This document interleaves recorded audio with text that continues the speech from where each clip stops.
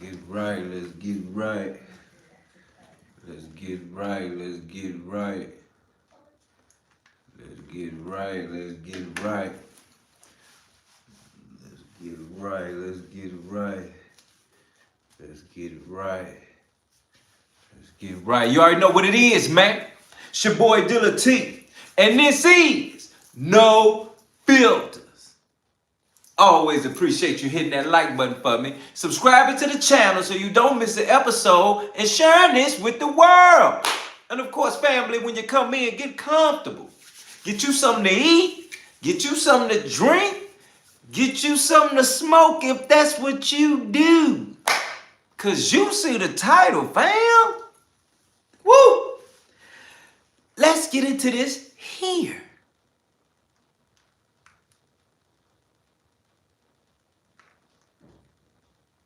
Just chilling. In a geriatric bed. Yeah. Just because this bed vibrates. What the fuck? What the fuck?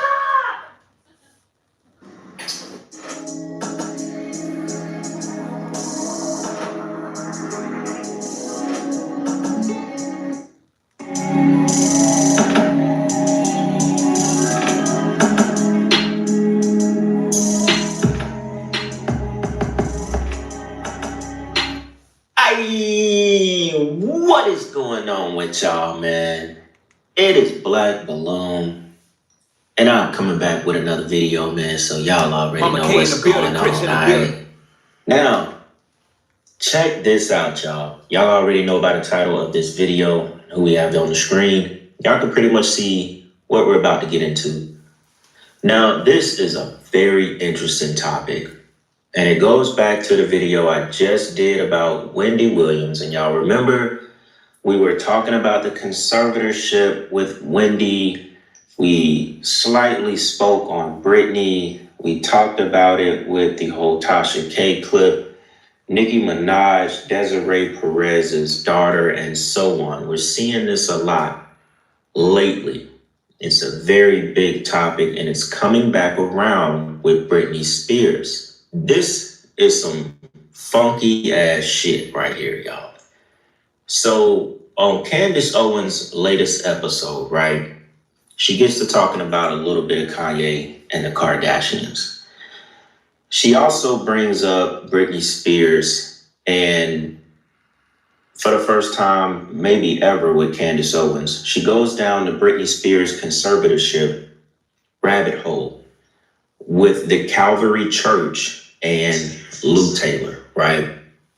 So we're going to talk exactly about the same things that we talked about with Wendy Williams. Remember, Wendy Williams, throughout her 3 years under a guardianship, conservatorship, whatever you want to call it, her net worth plummeted from $60 million down to what, 5 million, 10 million, not even 10, plummeted. Now, a lot of y'all forget about this. Britney Spears was basically worth $1 billion at one point in her career.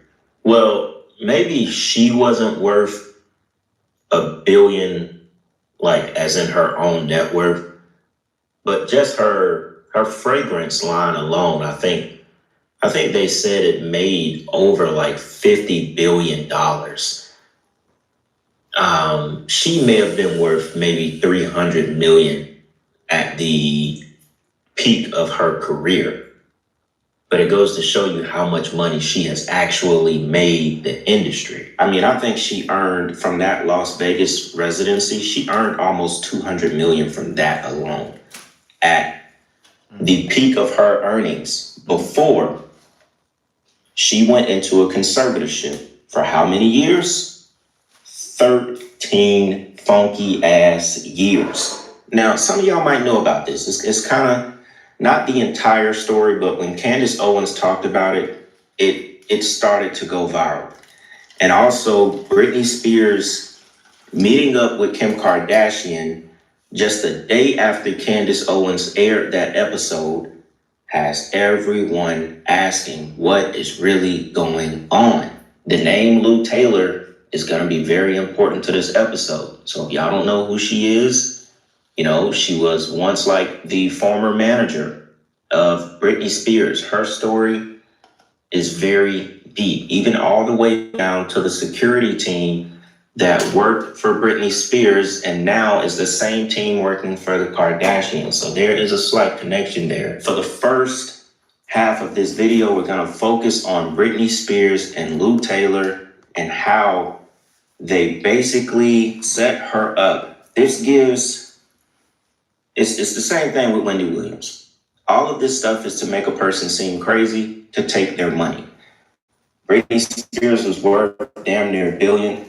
They set her up, they sent her away, got her into a conservatorship, and they spent her money. They took her money. They stole her money. It's too much for one person to have in their eyes. Once they deem you crazy and you can't control your money, your finances, your future, and all this, they take over and they spend it for you. Some sick ass shit, and it gives, some evil ass shit.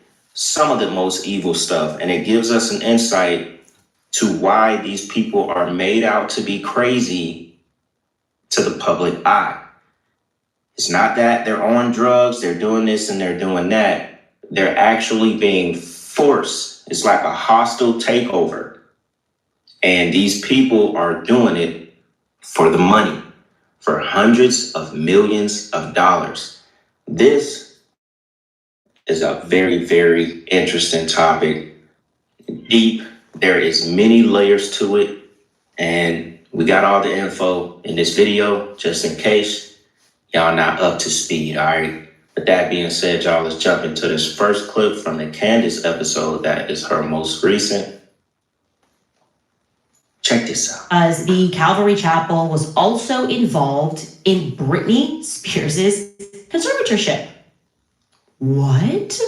Excuse me. Now, to be clear, I never got into the Britney Spears web. There were so many TikToks, so many people that did the research, dedicated their time to it. I just wasn't one of them. And I will therefore make it clear that I am not an expert on this case. I obviously could not have become an expert overnight. But after speaking with Kanye and being a part of that, being around him when everything went down, I got the gist of the fact that celebrities are very much controlled, what they can say, who they're allowed to date, and if they step one bit out of the carefully orchestrated narrative, something comes down on them and begins to control them in operation. I get the gist. Now, so that we can have a little bit more of a gist, particularly who they were referencing is Lou Taylor. Lou Taylor apparently was very much involved. That is what has been heavily insinuated, and even by Britney Spears herself, got involved and pushed for this conservatorship. That is what has been alleged. I'm going to allow Brett Cooper, I'm just going to rip this content from her show, hopefully she doesn't mind, to explain how Britney Spears was effectively infiltrated. Take a listen. We need to understand a little more of Lou Taylor's history. So, Lou Taylor became involved with Britney Spears in 2007 after she was hired to help manage Jamie Lynn Spears, and this was right around the time that Jamie got pregnant. Now, somehow, no one really knows, this is not documented at all, she was brought into the fold of this family by their father, Jamie. This is Jamie Sr. And by 2008, so less than a year later, Lou was going on TV shows as the family's spokesperson to speak on behalf of Brittany. Lou Taylor is the business manager for Britney Spears' father, mother, and younger sister, Jamie Lynn. Lou, good morning to you. Here you have Brittany that needs to have some security somewhere, that every single thing she does and every single person she has a relationship with doesn't become an opportunity to be exploited. When do you ever rest in that if you're constantly in fear of being exploited? Every day, Jamie goes to work as a professional chef, asking the Lord to give him the strength to honor the people he works for in the midst of circumstances. That Lynn Spears is a mother that is brokenhearted just because she's apart from her daughter, that she loves her daughter so much, and again, asking every day for God to give her strength and for her to continue to have hope. And her mom stated in her memoir, Through the Storm, that Lou and Brittany's father had discussed putting her in a conservatorship shortly after that happened. So this was all around 2008. But the missing piece here, and guys, this is what shocked me, is that Jamie Sr. had around this time allegedly filed for bankruptcy. He had done this multiple times. And Lou Taylor's firm gave Britney's dad a loan of $40,000. Now, we don't know why, but he had just filed for bankruptcy, and this woman gave him $40,000. Now, within months of this loan, the conservatorship of Britney Spears was implemented. This was in February of 2008. But Lou and her father, even though Britney was apparently not able to function, she needed to be under this conservatorship, they kept her career going. Listen to this. Only months after arguing that his daughter was incapacitated and therefore needed to be under his control, Mr. Spears committed her to an 8-month tour named Circus. TriStar, that is Lou Taylor's company, was hired to serve as the tour's business manager, handling its finances and accounting, and the tour grossed an estimated $130 million. Money that was now under the control of Lou Taylor and Jamie Spears, the father. So she was mentally ill, but not mentally ill enough to prevent her from making them more money and allowing them to control their money. So what we're describing here is effectively an infiltration, and instantly with Lou Taylor talking about God and prayers, that's a lot of what you start to see. And then when you look beneath that layer, you start to go, okay, you start to ask questions, then suddenly the God people get upset. Okay, what she's describing there is effectively an infiltration, but it's going to get crazier.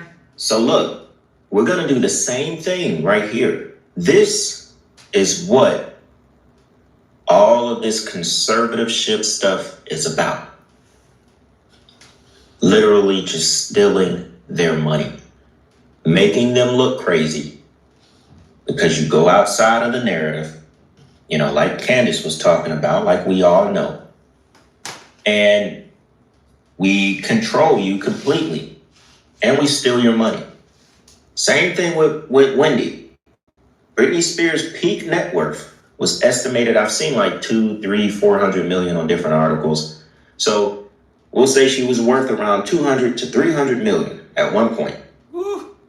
A figure largely built through her music, world tours, endorsements, and the Las Vegas residency.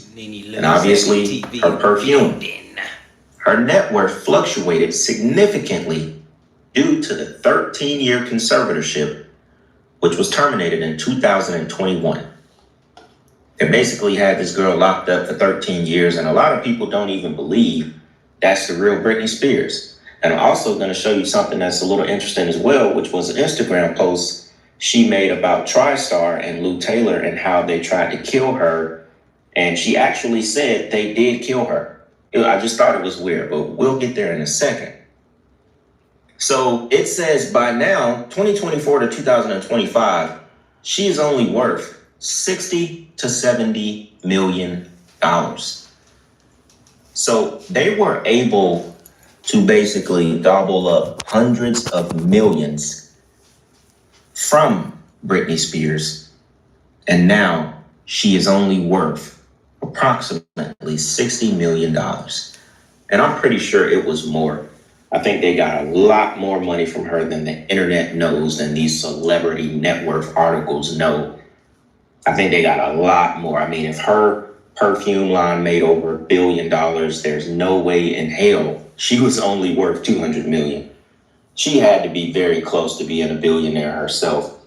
But they were able to steal all of that money during the 13 years she was under a judge-appointed conservatorship. Let's say the course of this idea of companies, people, and organizations being taken over via scandals, because the people who seem to get involved don't exactly have the qualifications to be in the C-suite or to be the heads of companies at all. And as Brett Cooper is about to lay out, Lou Taylor's qualifications are somewhat lacking. Take it away again, Brett Cooper. Now, another thing that I think is important to understand about Lou Taylor is that Lou is not a talent manager. She's not here to just oversee brands or help deals be made. She's not like an agent or that kind of thing. She was playing the role of business manager, which is a financial role.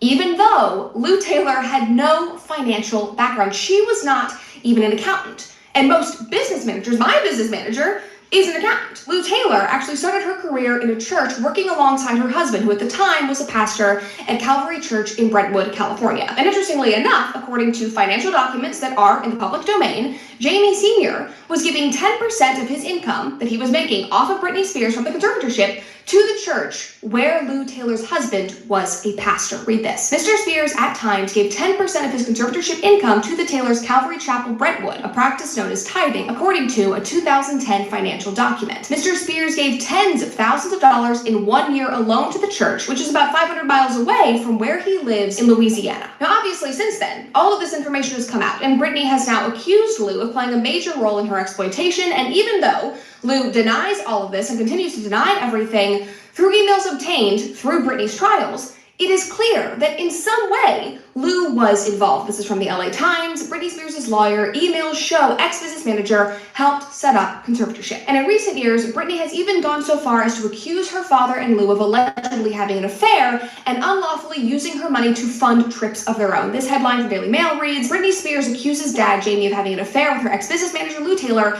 and claims he charged her estate for the pair's trip to the Holy Land to get baptized. And guys, this is not Lou's only controversy. She is not just wrapped up in the Britney Spears world. Just a couple of years ago, The New Yorker reported that she also tried to place Courtney Love and Lindsay Lohan into conservatorships.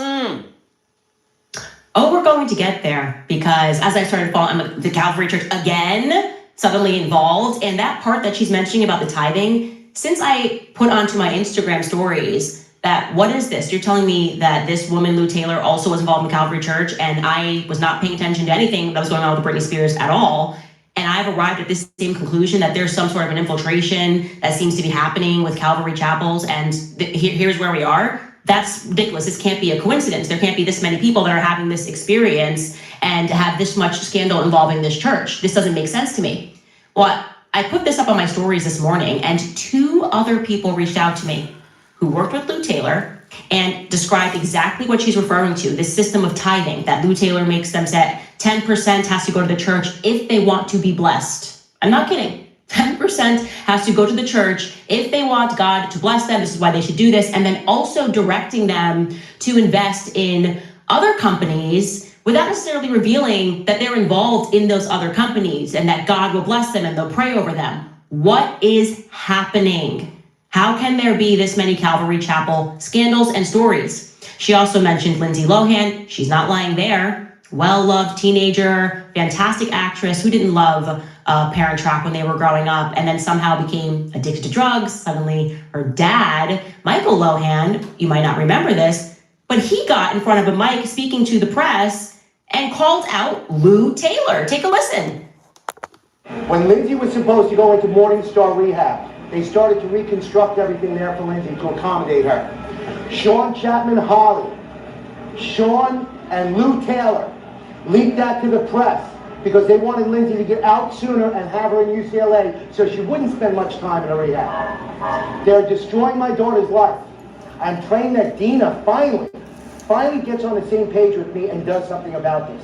Now, the story has a lot of layers. Like I said, that clip mostly focused on who Lou Taylor was and how they used the church to manipulate the family, manipulate the dad, manipulate Britney Spears. You see, they were using God, donating 10% of your income to a church so God can bless you. Pure devils. That's what they do. But let's remember, why are we talking about this in the first place?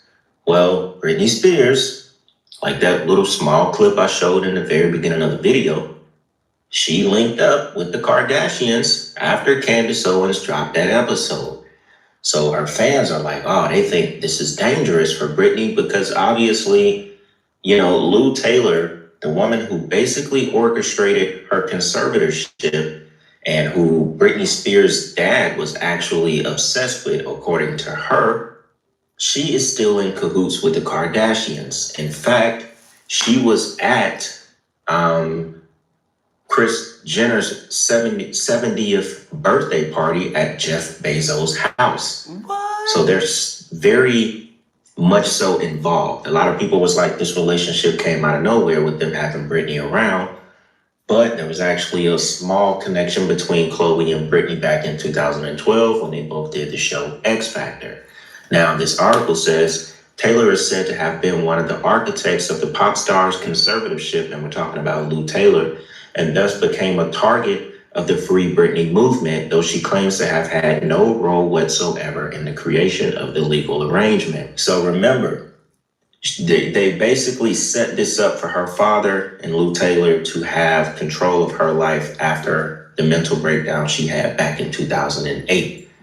And, you know, we've talked about that, and going back to Disney, we talked about the MK Ultra that she could have possibly been under, because you don't really get someone to that level of breaking down without using some kind of mind control. And I believe all of this plays into how they actually got her under the conservatorship. Obviously, it involves drugs, not just hardcore drugs, but mind control drugs, things that, you know, keep them sedated, just like how they tried to do Kanye and many other people, right? So in Britney Spears' memoirs, she wrote that prior to the conservatorship, her father struck up a very close friendship with Lou Taylor, who he worshiped. She added that Taylor was front and center during the implementation of the conservatorship that would later allow them to control and take over her career.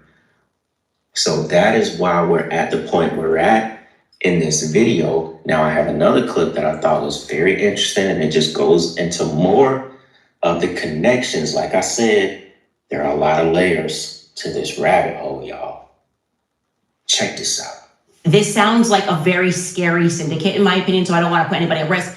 But somebody who very much knew Lou Taylor, worked with Lou Taylor, sent me this, which is interesting. Again, the whole top is blacked out. It says, I have since come to think that Rob and Lou Taylor's church is just a front for them and a ruse. I actually had many suspicions about at least Lou being tied to possibly the CIA and Mossad. All of the security that was hired under the name of, she's writing black box, she means black cube security. That was also the security that was provided for Harvey Weinstein. It's really just the Mossad agents who now are mostly with the Kardashians. Kim Kardashian posted this on her story last night, and look who it is. It's Britney Spears. Now, yeah, do I sound upset? I am, and I'll tell you why in just a moment. I am hearing that it was Travis Barker's 50th birthday party, when they were having it at their home, at Kourtney's home, Kourtney and Travis's home, and there's Britney.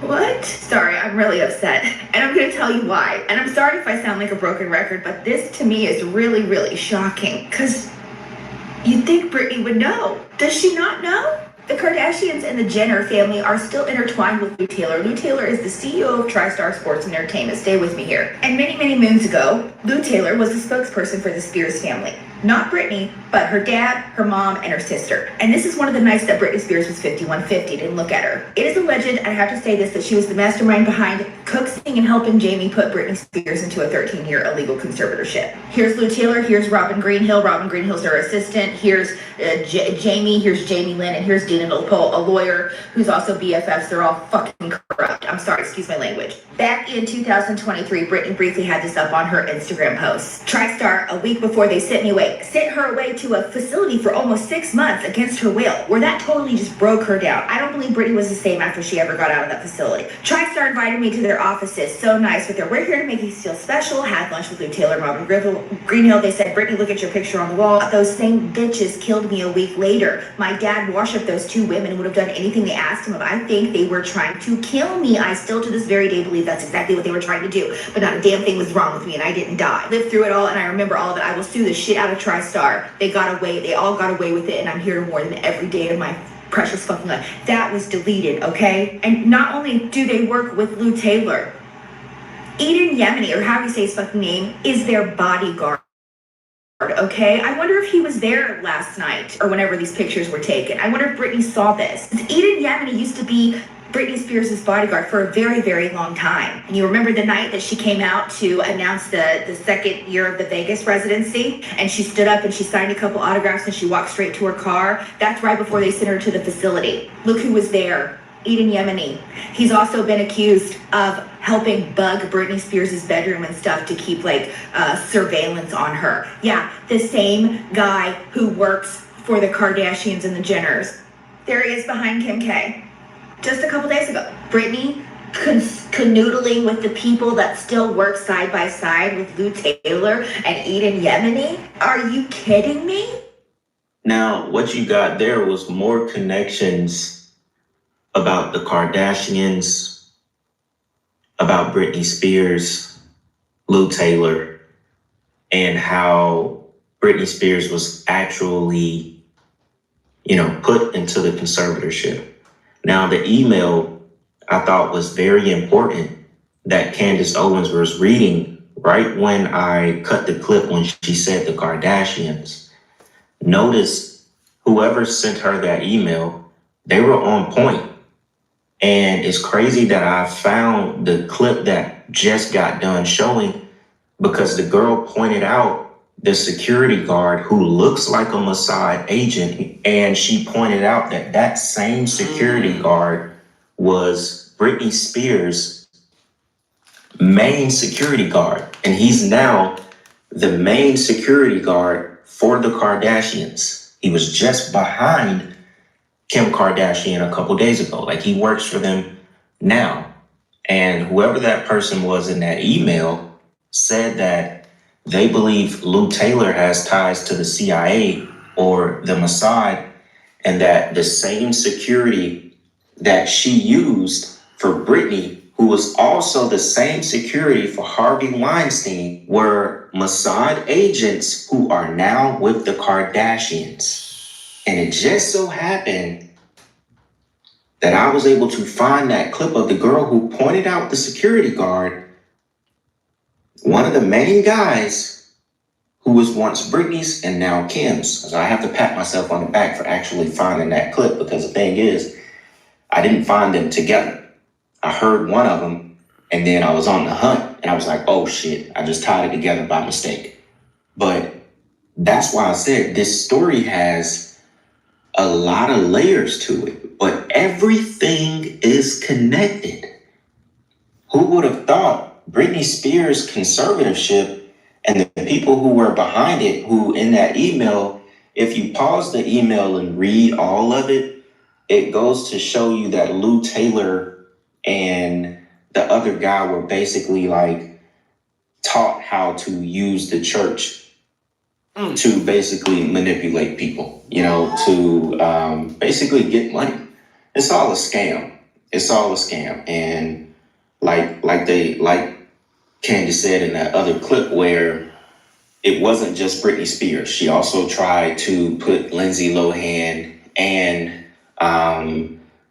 what's the girl name? Courtney. She was the wife of y'all know who I'm trying to say, Kurt Cobain. And remember, she got a big settlement. She was worth like $100 million at one point, and now her net worth is all the way down as well. But the lady Lou Taylor tried to put both of them, Courtney and Lindsay Lohan, in a conservatorship. So clearly they were running an operation. That's how they get their money. And this shit is deep. I'm glad we've been getting into this kind of topic, because it goes deeper than just these artists and stuff selling their souls. It gets into people who we would have no idea about if we didn't really dig down these rabbit holes to find out this lady Lou Taylor is possibly connected to Epstein, Ghislaine Maxwell, all kind of stuff. These people run in the same circles, and they bully, manipulate, run schemes, scams to get hundreds of millions of dollars from people who are vulnerable, obviously. And I just find this rabbit hole to be very deep. And if y'all want any more, I'm pretty sure Candace is going to drop another episode and probably go in on it a little bit more. But yeah, man, I hope y'all enjoyed that one. If anything else, comes out more about the situation, we're seeing Britney Spears around Kim Kardashian, I'll definitely come back to the topic.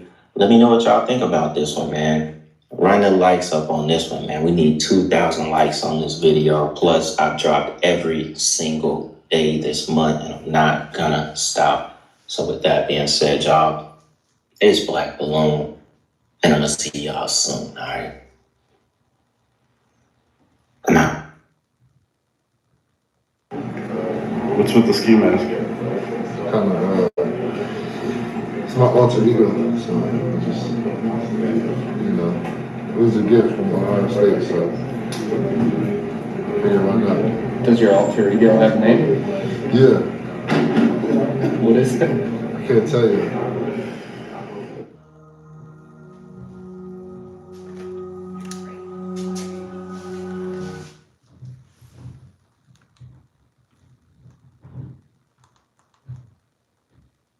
Britney Spears recently posted a strange Instagram video singing Rihanna's Unfaithful in a shaky, partial British accent, while in the background, her house was cluttered, scattered, and disheveled. Fans were alarmed by the disarray, with some even spotting what looked like dog feces on the floor, which just like ew, and you could see dogs walking in the background of the video, so it's very well possible. Now, the caption to her post said, "Messing around with lighting and cleaning my house like no tomorrow," which didn't really make people feel better. Now, fans really couldn't believe what they were seeing. Now, viewers flocked to Twitter, with one person saying, "Sad to watch her like this," and both her and her pets. Yet, amidst the worry, others defended her.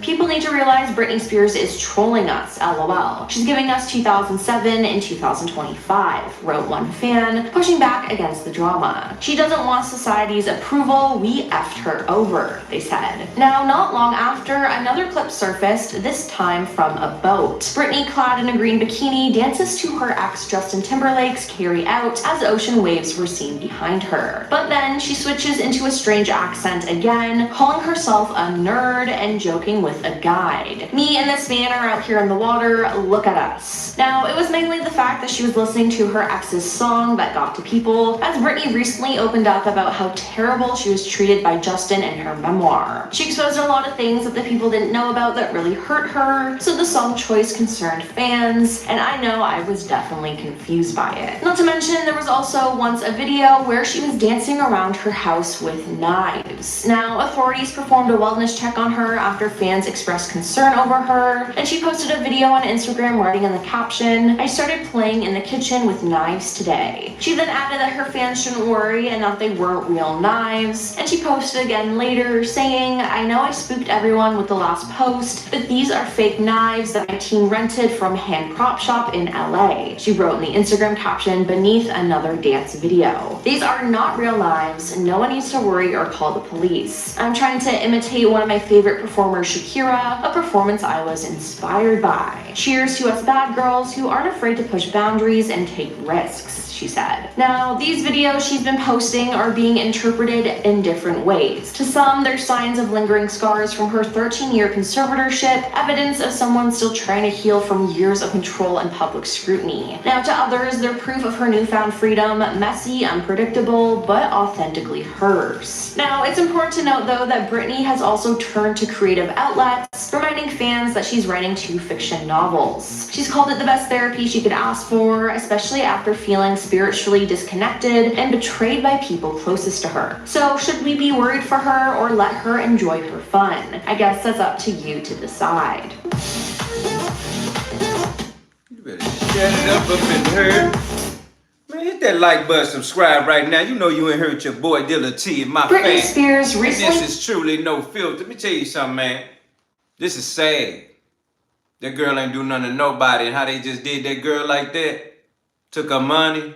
They knew she was up on top of the world because everybody loved her on another level. And they just shut her down like that. And what else is the worst? They used God. They blamed it on the church. They used God. They ain't just rob her. They used God to do it. You know something when you just a thief? When you over there talking about God in the midst of your... That's different. That's just different, fam. They used the church. And then her own daddy did her like that. So you know blood ain't thicker than water. It don't matter. Man did his daughter like that. Left her out there hanging. Now she out here looking like she's strung out, don't know what to do, just lost. This is a typical Barbie doll gone wild. Because somebody else, and Kim Kardashians, the Kardashians, man. The Kardashians that should.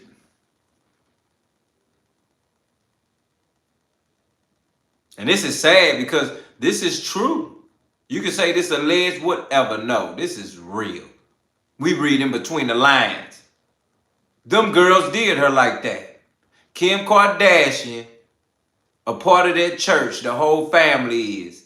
And they using people to put money in the church for it to go in their pocket. They robbing the church in the middle of it, tying in the building. The nerve of y'all. Y'all so soft. Y'all got to use the church. TD Jakes, Creflo. Y'all got to use the church. But the Kardashians so wicked, then shown how wicked they is. That's why Lamar Odom don't know what to do with his life. He was in a relationship with the girl. No telling how many spells she didn't put on him. But yet they over there and did Britney Spears in. That girl innocent. Just singing her song, making money. And Britney Spears, I'm going to tell you something, man. She was the #1 pop artist in the nation. The #1 pop artist in the nation. Made billions off of just perfume. What?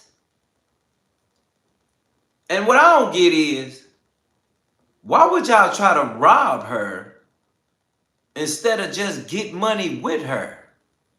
Let me say that again. Because that's how you know God is not a man. And that's how you know we are men. Because the lust of the eye, the lust of the flesh, and the pride of life will separate you from your own blood. Mother, father, brother, sister, daughter, son, it don't matter. Britney Spears' daddy set her up. And that lady, they are legally robbing people and using the church to do it. And what else is funny is I never understood why Wendy Williams was still like strong or looking like she just lost. Because all of a sudden Wendy Williams is in a psych ward, it looked like. And straight don't have no say-so over her own life. And she a grown woman. I don't get it. They are literally using something in the system to hold these people hostage. This is why I had to bring this to our attention tonight, family.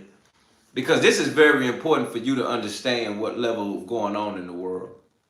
They are using a conservatorship to hold you and your money hostage. And I'm trying to figure out, if you put your family in charge of your money or put your money in anybody's name that anybody know about, they can just walk right on over there and sign you up with these people, and now your money going to them. And they control your decisions about your money and you. What is going on?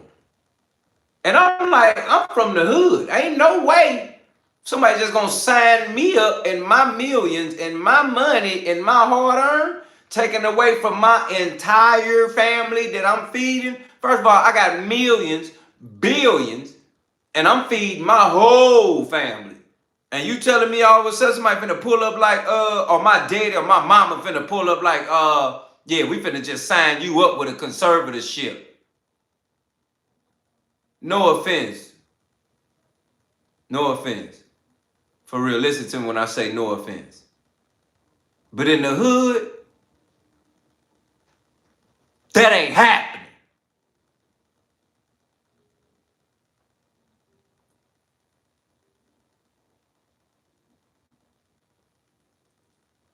Hit that like button, subscribe right now, become a member today. You woke up today, hit the like button. Ain't nobody pressing you. Hit the like button. You agree with this. If you agree that Britney Spears is being done wrong, hit the like button. Let somebody else get some of this, fam. Hit the like button, we heard. Ain't no way.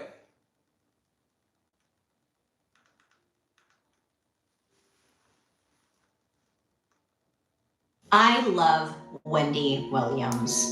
She's an icon, she's a legend, and she is the moment. Look, from 2008 to 2021, Wendy hosted over 2,000 episodes of her show, The Wendy Williams Show. She got an Emmy nomination for Best Host, and honestly gave us Tell them Secret Squirrel done. If you woke up breathing, hit then, that like in button. 2021, Wendy kind of just disappeared, right?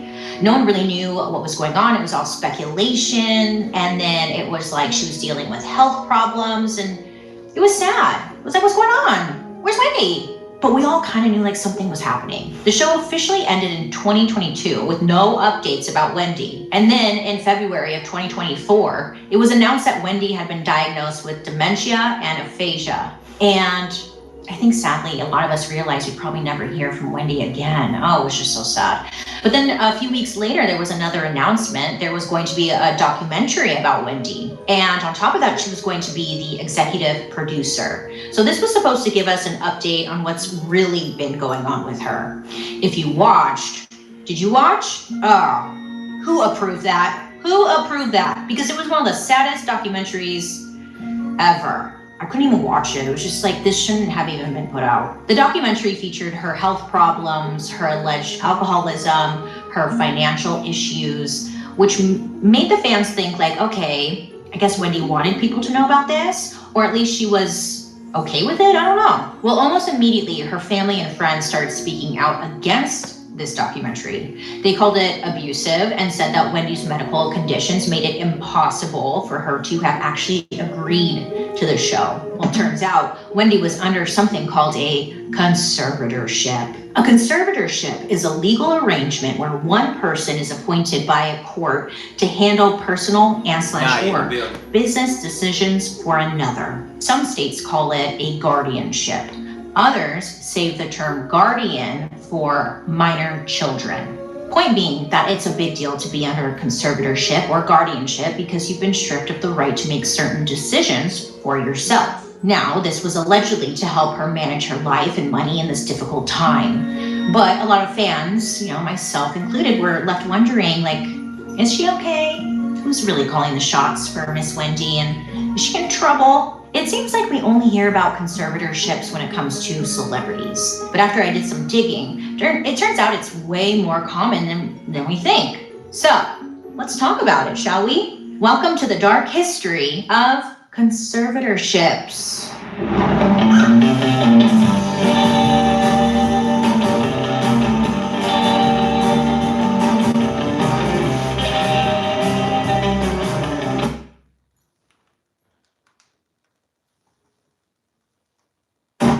To be boring. It might be tragic, sometimes it's happy, but either way, it's our dark history. Before we get into it, don't forget to like and subscribe. I'm always posting new content for you, and let me know what you think in the comment section down below because I read them at the end. Now, let's get into it, huh? So to understand the origin of conservatorships, we have to talk about Francis Farmer. I know. Who's Francis Farmer? What kind of farm did he own? Great question. Well, Francis Farmer was actually an American actress. Yeah, not a farmer. She was born in 1913 in Seattle, Washington. Frances came from a poor family, and after her parents divorced when she was 4, she was raised by her mom. And from a young age, Frances just knew she wanted to do something bigger and better in her life. She worked her butt off in school and eventually made it to the University of Washington, where she realized she had a passion for acting. She starred in every single production at college and even started acting in professional plays. And that's when she decided she was going to move to New York and try and make it as an actor.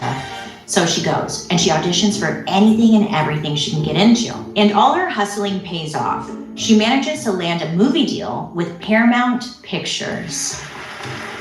You go, girl. Back then, you would sign a contract with a movie studio for a certain number of years and only appear in movies that studio made and nobody else. It seems like a nice deal because it's like, oh, it's a 5-year contract or something. It's kind of like you're guaranteed 5 years of work.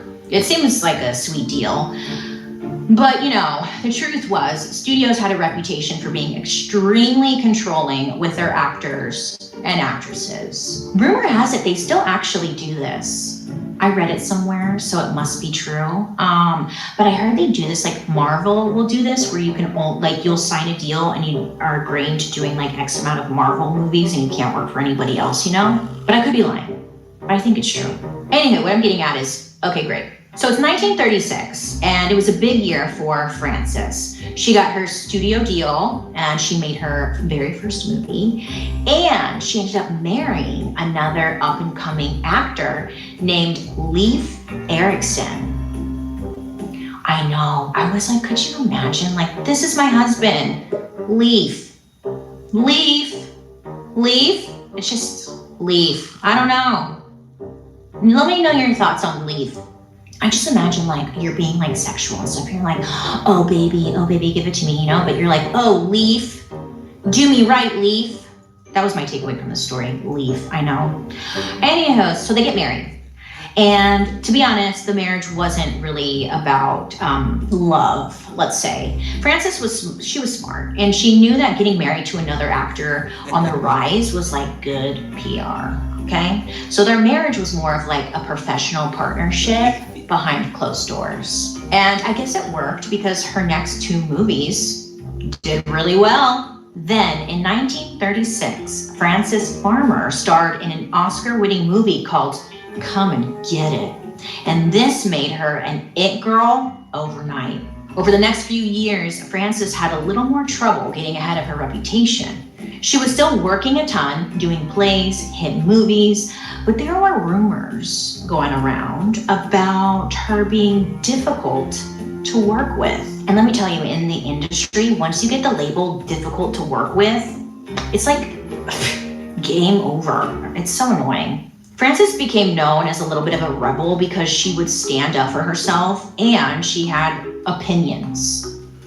Who would have thought? And because of this, she rubbed a lot of people the wrong way. And then, the cherry on top, it was discovered that she was having an affair with a director.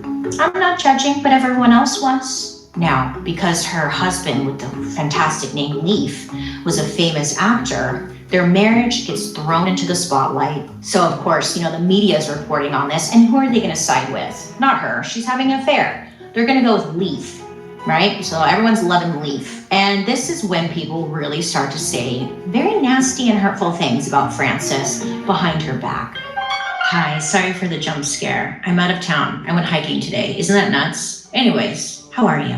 Everything seems so stressful in the world, you know? I don't know about you, but sometimes I just want to escape for a little bit, which I'm doing. Maybe even add a little bit more like spice to my day. Well, guess what? Whether you need a break from your daily grind or you just want to like get lost in pleasure, Dipsea is your perfect escape. Oh yes, Dipsea? Let me tell you, Dipsea is the audio app that lets you immerse yourself in spicy stories that transport you to your wildest fantasies.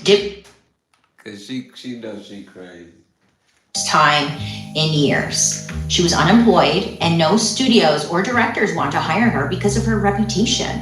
On top of that, on June 12th, her husband Leif divorces her and gets married to another actress on the same day. Yeah, petty, but whatever. He knew what he was doing. A few months later, it's October of 1942, she's driving home late at night. There are a few different accounts about what happens next, but what we do know is that a police officer pulls her over and like comes up to her car. I guess Frances was driving with her headlights on in an area that was called a dim out zone. So in an area called a dim out zone, you weren't supposed to like be driving with your headlights on. It was common during World War II because of like potential air raids. It was a thing. So they wanted you to just drive in the dark, I guess. Long story short, she gets arrested. The police officer said that Frances didn't have her license on her. But many people believe Frances was actually arrested because maybe she gave the officer attitude. We don't know, we weren't there. Now, she's released about 8 hours later, but obviously she's a famous actress, so the story makes it all over the tabloids. She was Lindsay before Lindsay. This leads to Paramount canceling her contract, essentially firing Frances. So now Frances is just like out of luck completely. And at this time, if you did not have a studio contract, it basically meant your career was over. After a few rocky months, she's hired on a movie called No Escape. But she only completed a single day of filming because on January 13th, 1943, I guess Frances gets into a fight with the hairdresser. Well, it depends. Was the hairdresser doing a bad job? Like maybe the hairdresser did a really bad job. We don't know. But either way, not that I'm trying to victim blame or anything, it's just we don't know. But either way, Frances is upset and she storms off set and goes back to the hotel that she's living in now. She starts drinking at the bar with some friends. She's getting really loose. Allegedly, she takes off her sweater and she smashes a mirror in the bar. She's pissed. She's had a rough day. After that, she goes back to her room and she knocks out. Then, knock, knock. Hello, it's the police. It's about 3 a.m. and they are here to arrest her. I mean, technically the reason for the arrest should be because she like smashed the mirror and whatnot, but they said that they're arresting her because Frances had never paid off the fines from her first arrest, the one that I just mentioned. But Frances claims that they never told her why she was being arrested, which is why she didn't pay originally. The next morning, Frances goes before a judge. She was allegedly not allowed to see a lawyer. In court, Frances tries to reason with the judge and asks him, like, have you ever had a broken heart? And the judge ignores her and asks if Frances is an alcoholic. And Frances says, quote, I put liquor in my milk, I put liquor in my coffee, and in my orange juice. What do you want me to do? Starve to death? I mean, yeah. What do you want her to do? Starve to death? I mean, if that makes her an alcoholic, then I don't know. Well, for not paying her fines, Frances gets sentenced to 180 days in jail. She asks to use the telephone, and the judge says no. So Frances throws a bottle of ink off the desk towards the judge. When the police try to restrain her, she gets into even more of a fight. She's taken back to jail, and she's charged now with assault. Court declares her mentally incompetent, meaning that they believe she cannot take care of herself. It was at this point that Frances lost all control she had over her life. And this leads to what we would call today a conservatorship. Hit that like button, subscribe right now, double tap that screen, become a member today. It's free. Hit that like button, we can save your life. Subscribe because we can save your life. Become a member because we can save your life. Did you hear? You get the point about why we finally went through this whole story?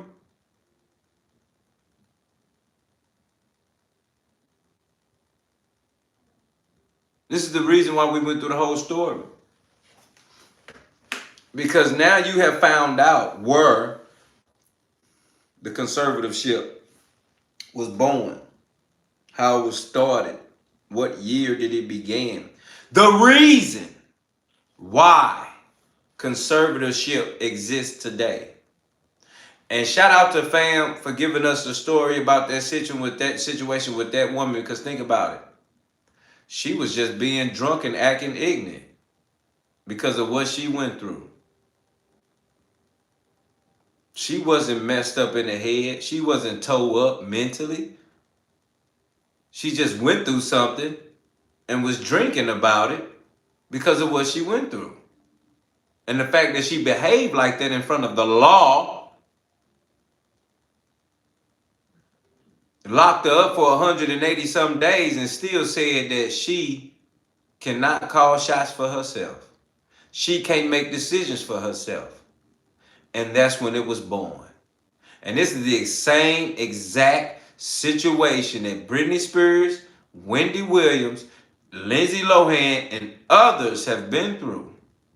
And think about that. Your daddy, your mama speaking out for you because somebody else is controlling your life and it ain't your daddy or your mama, not even related to you, that ain't happening in the hood, fam. I don't care what nobody say. See, that happened on the other side with them other people.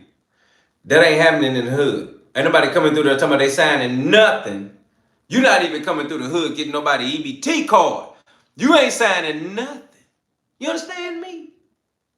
Okay, what it is? No, you ain't signing nothing. Talking about you about to run somebody nothing.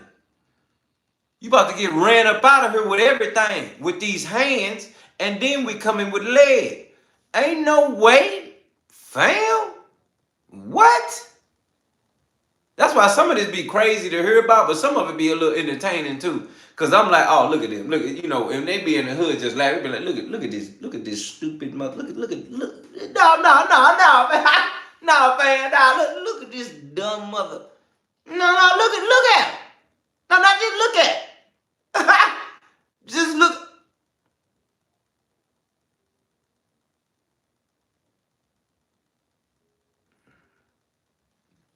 Just over there, just look at this dumb mother. What?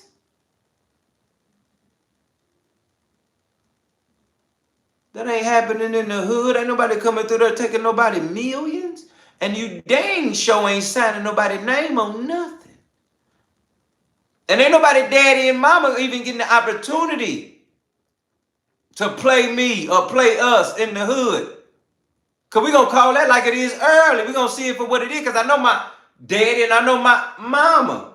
I'm going to know what's going on. If my daddy are drunk and my mama are drunk, then yeah, I know what I need to stay away. Ain't no way it ain't happening.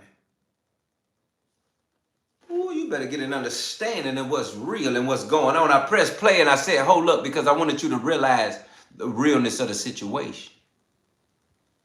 That's when it started. Long time ago.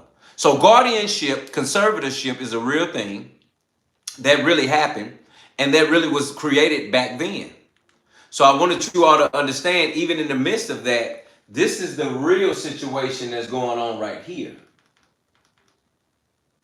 This is very so much real right here. You need to know that MK Ultra plays a role in these people's lives. Let me say that again for the people in the back. MK Ultra plays a big role in these people's lives. Hit that like button, subscribe right now. You heard my people Conley say it. See, Nunley said it. MK Ultra plays a big role in people's lives, Chris. You understand? And I want y'all to get a good taste of how long MK Ultra been out here. While y'all was babies, while some of y'all was mid-term, and some of y'all was long-term, and some of y'all was short-term, MK Ultra was out here early. And we about to go through some of these moments that you can recognize MK Ultra in your face. And we never did nothing about it. We never said nothing about it, but it was right in our face. On TV, right in our face.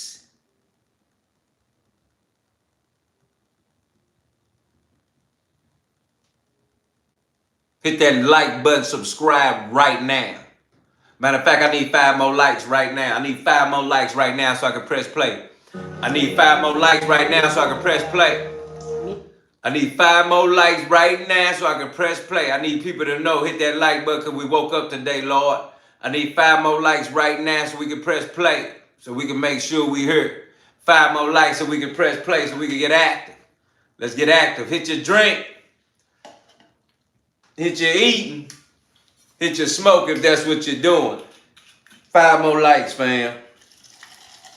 Run them 5 more likes up real quick. 5 more likes, fam. What we doing? 5 more. 5 more likes. You ain't did nothing to nobody. It's more people in here than what I'm seeing. 5 more likes, fam. What we doing? Let's run that play button right now. 5 more likes right now, fam. Let me see it. Folk over here been doing all of this right. And I said, Spears on food stamps, she be crying for those knives to be real. You ain't lying. That's the realness of it right there, Secret. Gotta call you Secret Squirrel. Secret Squirrel, you ain't lying, Squirrel. Hit that like button, subscribe right now, because you about to become family. I see how you coming. I need 3 more likes, fam. 3 more likes. That's finna get us where we need to be right now. 3 more likes, fam. We in here. 3 more likes, fam. Shout out to Laura, my fam right there. Gave me a like. I appreciate you, fam. Let's get right. Let's get real. 3 more likes, family. What we doing? For the love of knowing that we just hearing we real with it. 3 more likes. What's wrong with that? What does that do to anybody that's saying they been living and breathing and waking up this morning just because? See, the good part is we pull up and we see the thumbs, but we ain't pushing no buttons because we get into the content. And the content be so real that we be forgetting about the like button. But let me tell you what the like button do. The like button get this to somebody else that needs to hear this. And I know you and I agree about that. We want somebody else to hear this. Let's get real. Let's get right. Let's get raw. Hit that like button, double tap right now. Let's go.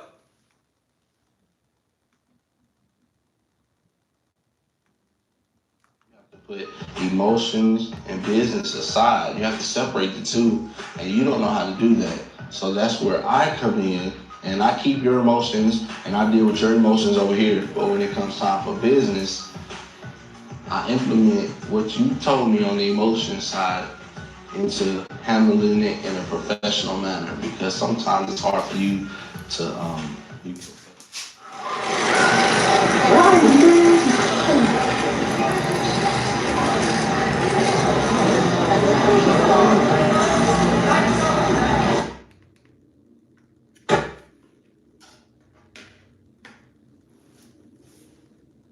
put emotions and business aside. You have to separate the two, and you don't know how to do that.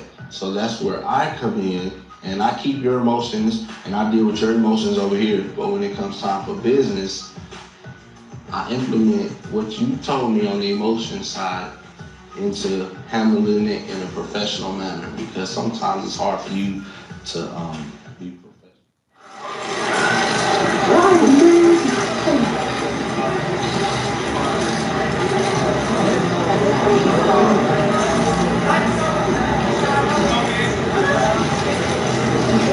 Dada, can I have 1 pizza, Dada, please? This is what Dada, I'm for 8 days, can I have 1 pizza, please?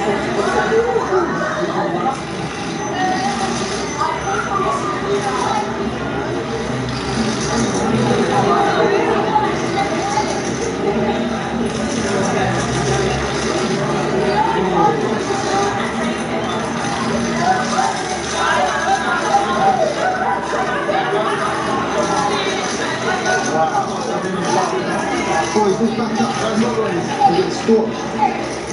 Get a bit closer. Look at Anne. He's on his foot. Stay there. Get back there. We'll go back. Faz, she's not going to do anything to you. Bye, Dada. Well, I love ya.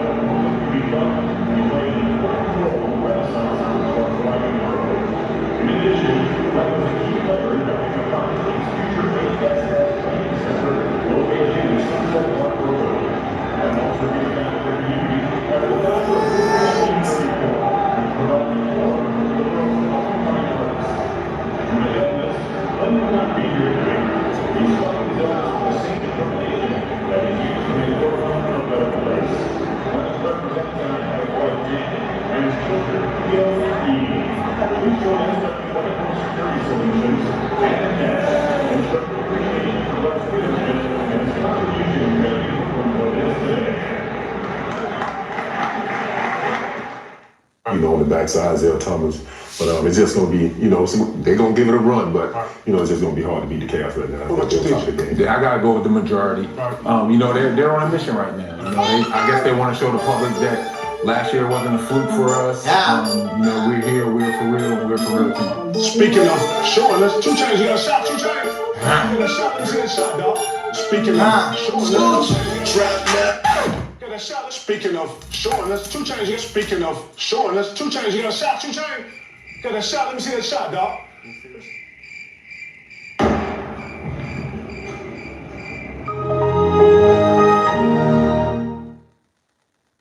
What? You need to remind yourself that you need to focus and try not to let stuff bother you as much as possible.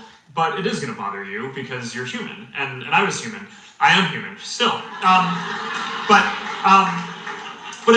I was just referring to myself in the past. Not that I was not human. Human, and I was human.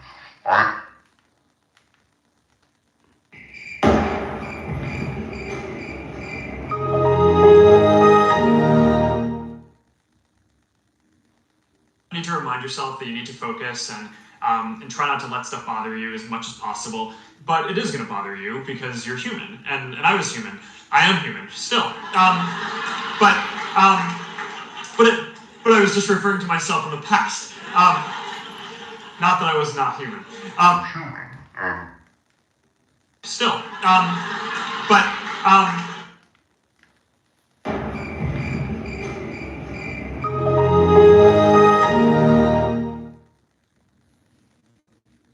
You need to remind yourself that you need to focus and try not to let stuff bother you as much as possible. But it is going to bother you because you're human, and I was human. I am human still. But I was just referring to myself in the past. Not that I was not human. Did you hear what he said? Did you hear what he said? Press 1 if you heard what he said right now. Press 1 if you heard what he said right now. Don't say nothing else, but press 1 if you heard what he said right now. That's what. Press 1 if you heard what the man said right now. I ain't even finna go back out. 1 if you heard him. If your ears was open and you wasn't talking and doing all this and that, press 1 if you heard. 1 right now if you heard. Look at this month pressing. Boy, I feel sorry for your ears.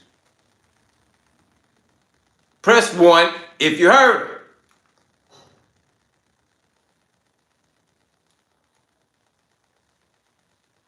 Now type in what he said. Press 1 if you heard him and type in what he said. All these people in here, press 1 right now if you heard him.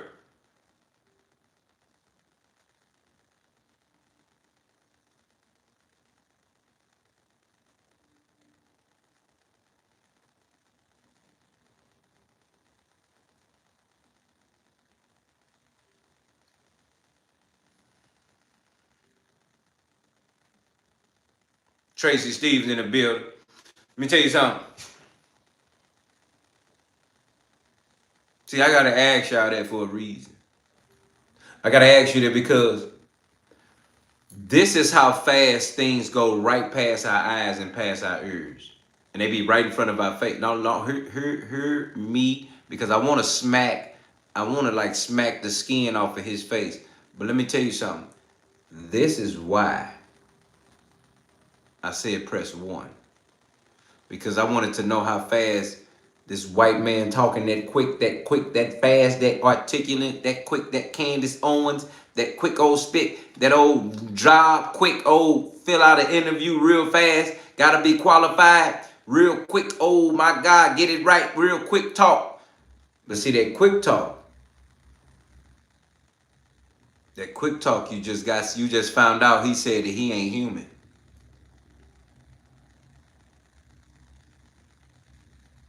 He just said when I was human. So clearly, Mark Zuckerberg that owns Facebook is not human. Clearly, he's cloned. And see, allegedly, for me to say that, allegedly, it matters because he just said out of his mouth when he was human. Clearly, he don't claim that he was. And you see how naturally he's talking? See, you let a person keep talking, they're going to tell on themselves. It don't matter. Just let them keep talking. People always be like, just be who you gonna be, but just don't say this. If you're gonna be yourself, your regular self talk too much. And you're gonna talk and say what you said. So clearly at this point now, we can recognize that the owner of Facebook says he's not human. So if he's not human, he must be a clone. And if he's not a clone, then he's a robotic clone. Now, listen to me. For us to even have this type of discussion, or for me to even say that, you know we are out of our mind. We are truly living in a different life from which we was born in. We are sitting here talking about this man that says he's not human. And right now he was just talking on this microphone like you and me.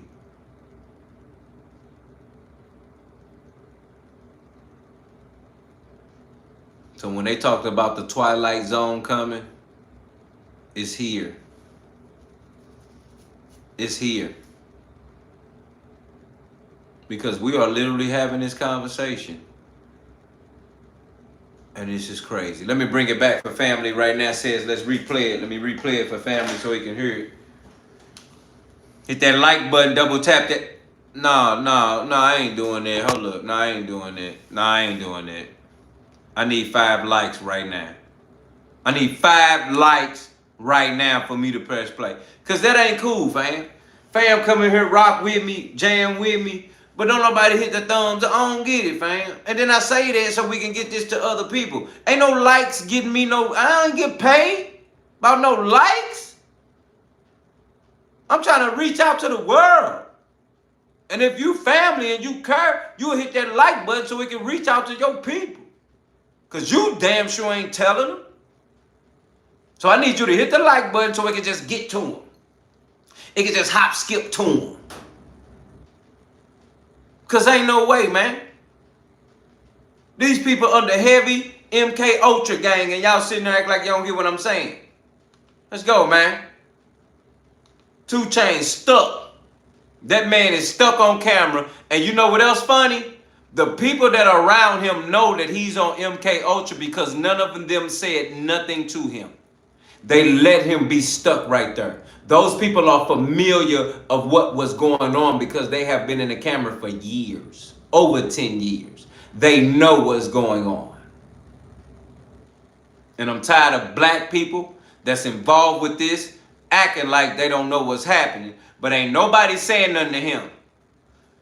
If me and you was around fam right here, and we sitting there looking at him just stuck daydreaming, you don't even get a whole minute to daydream without me hitting you like, what's up, fam? You straight? You smoking? You drink? What's up? Right. So ain't no way you telling me on camera. They just allow a man to stand there for a whole almost 5 minutes and don't even say nothing to him. Like they know what's going on. They letting him do that. And that's what I mean by they doing that to try it out on people. And then they doing it to punish people. And then they doing it to let people know who are in control. You better hear what I just said. Because if they just broad daylight let that man just sit there and act like he can't see nobody or don't know nothing or don't understand nothing, and ain't nobody saying nothing about that, clearly they all are in on it and they know who's running it. Let's go.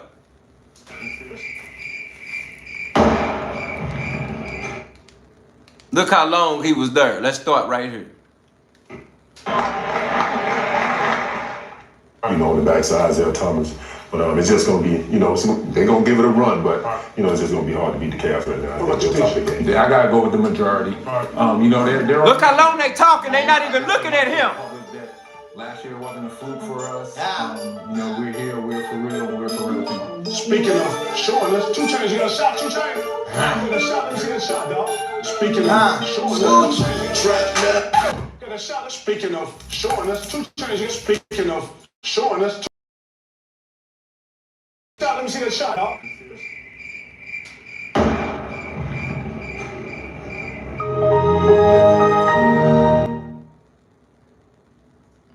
You need to remind yourself that you need to focus and try not to let stuff bother you as much as possible.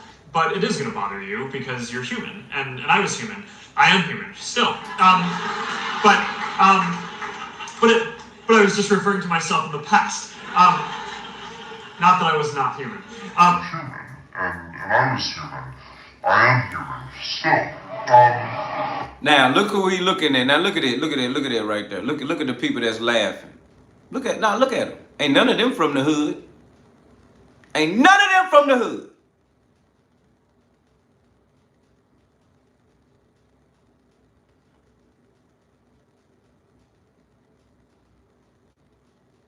Now look at them.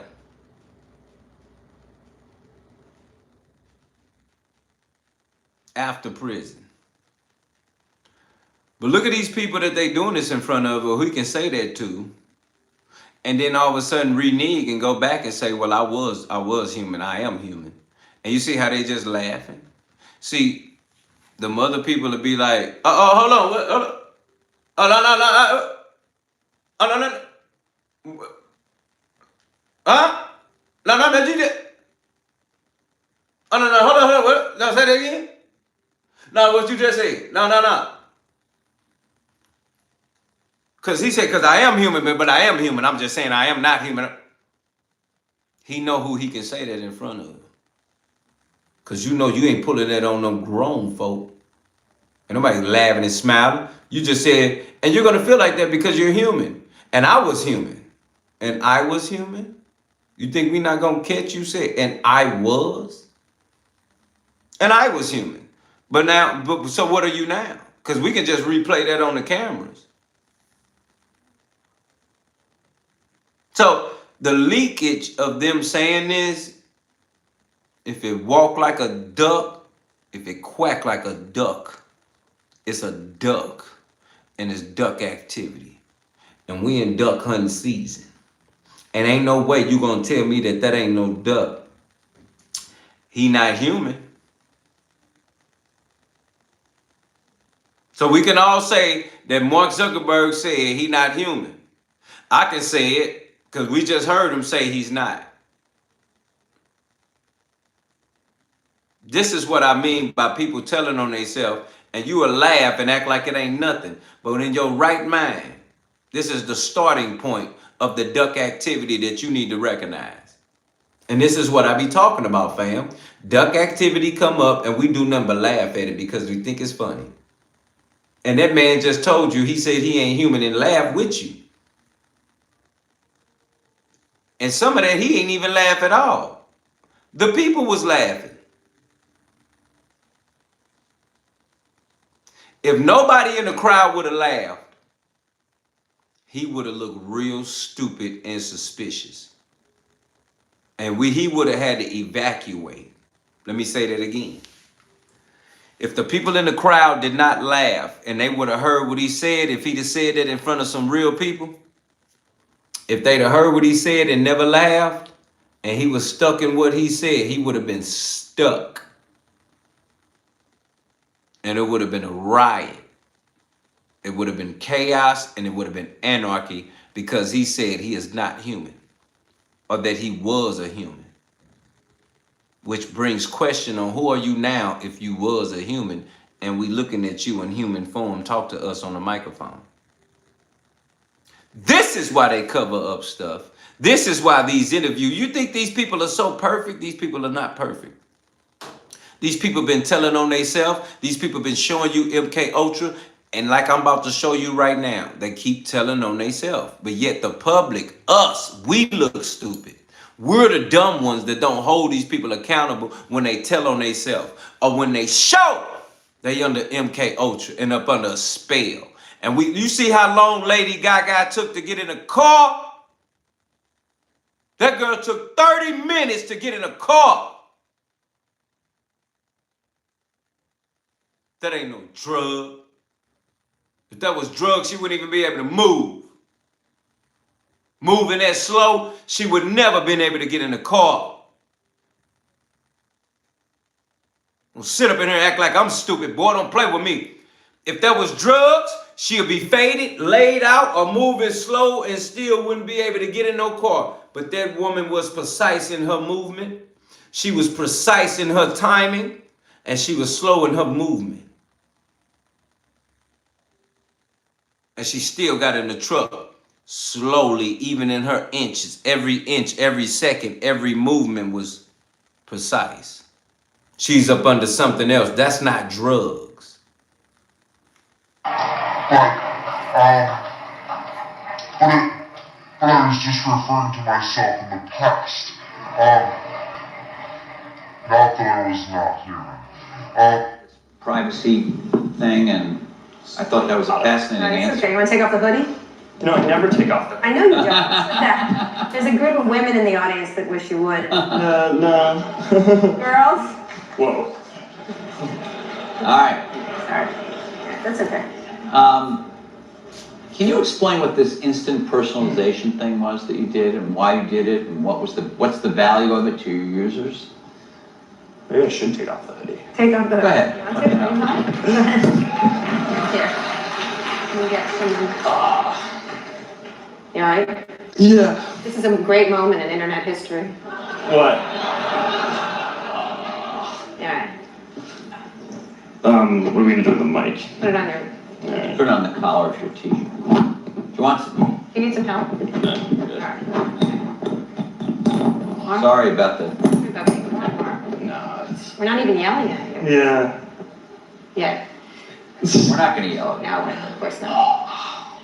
That is a warm hoodie. Yeah, no, it's a thick hoodie. It's a company hoodie. We print our mission on the inside. What? Oh, really? My God, the inside of the hoodie, everybody. Take a moment. What is it? Making the world more open and connected. Oh my God, it's like a secret Ooh. vault. Look at that, making the world open and connected, stream, graph, platform, and this weird symbol in the middle that is probably for the Illuminati. Oh, 2010. No, it's 2010. Now, if she is talking and saying what she's saying, this is how them white folk do that. No offense to anybody in here that's the same color, but I'm telling you about how and why they're doing it in that manner. Because why would she say those things that are obviously being charged against him? She's speaking things that are obviously openly being pursued against him and accused of. Yes, he's been accused of being a part of Illuminati. Yes, he's been accused of this, that, and the other. And as he's taking off this jacket, you can see he's stressed because he's like, oh my God, I'm hot in here. And I think I may have to take this jacket off because he's having a nervous breakdown. And now he's about to expose the people he with. Graph, platform, and this weird symbol in the middle that is probably for the Illuminati. Oh, 2010. No, it's 2010. Oh no. This weird. Now look at that. Look at the symbol. It's saying everything. And then she's saying like this weird symbol is probably the Illuminati. You know, just the fact that she's saying it in that manner is what's really killing it, or trying to take it and like discredit the word or discredit the accusations against him. And I think that's a massive problem because people know what they're involved in. These interviewers, these people that's interviewing these people involved, they all are involved. They all know what to say. They all know what to do. And at this point, it's getting old, fam. It's getting old. It's out there. We all know. But you still got naive people that's in here right now with us, family, no filters, that play like y'all don't know. Or act dumb or play stupid like, oh, this is really not going on in the world. Cloning meat, cloning people.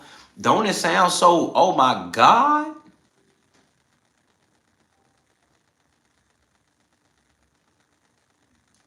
They playing with us so well. Monopoly. They look at us like we're nothing. First off, fam, are you talking about they playing with us? We're not even valued. We're not looked at as anything. Whatever you look at yourself as of good value, even if your kids and your family, however you see you all, they do not see us in that same manner, but yet they are humans as well. And some of them are not. And you can't even believe I said that too. But put the same word as cloning, reptilian, MK Ultra. I mean, it's so many terms for so many different things that's going on that sound or look like a movie. And you can only say a movie because movies have fiction, non-fiction in them as well. Marvel Comics, witchcraft, magic. I mean, all of this, but they're getting movies from real life. These people, think about movies. Movies are either based on a true story that they read, or it's based on some fiction that they still read from some rare. Anybody that's making movies had to get their information from somewhere. So while you're looking at witchcraft, MK Ultra, cloning meat, cloning people, time travel, reptilian, shapeshifters. You seen that movie, Shapeshifters? You seen that movie when a guy can time travel? Yeah, it's movies. But these movies come from real life. None of these movies have made up anything. Nothing is made up. The idea of anything comes from anything that's already an idea. Let me say that again. That's a shirt, Chris. The idea of anything already came from an idea. There is nothing new under the sun. And I really realized that with my years on this earth, all things is nothing new under the sun.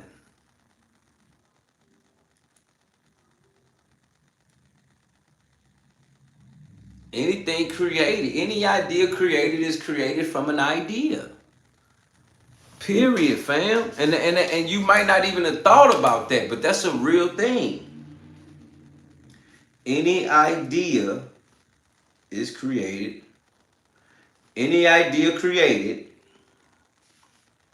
is from an idea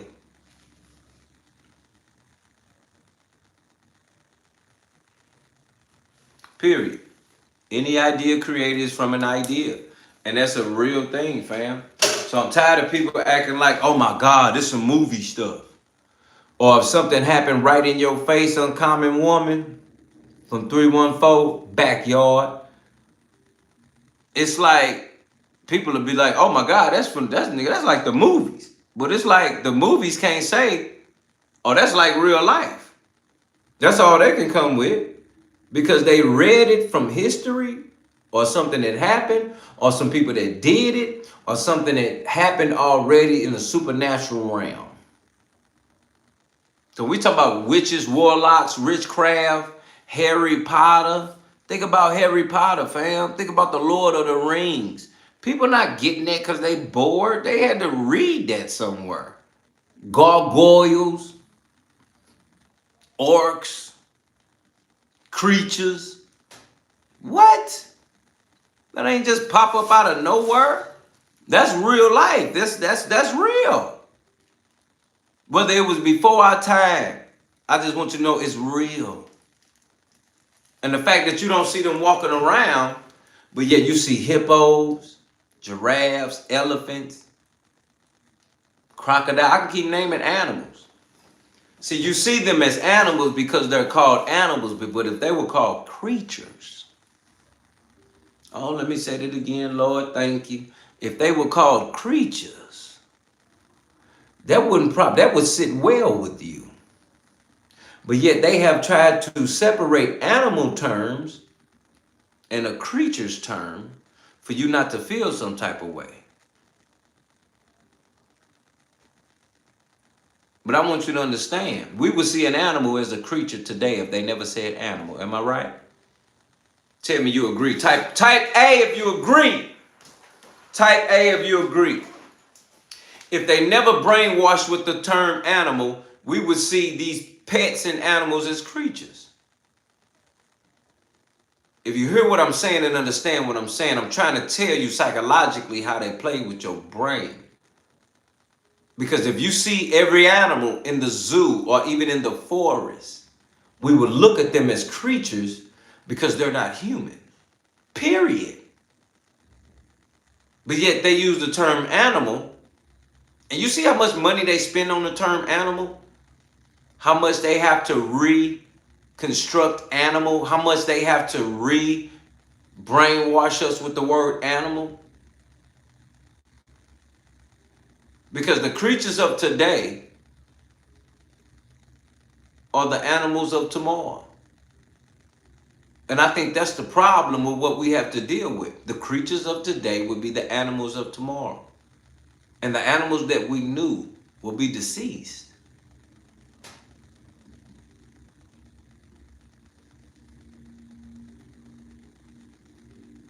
I need people to understand creatures and animals, because we got a lot of them in our midst. We got a lot of creatures and animals in the midst of us as we move and live our lives every day.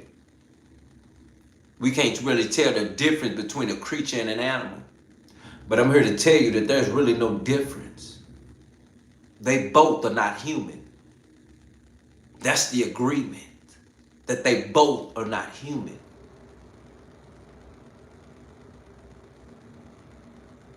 And yet when we look at everything and say, hey, can we identify a creature from an animal? Can we identify the terms that they told us these people are, when really they are not? That is just the terms they came up with for us to be okay with these things living amongst us. You understand me?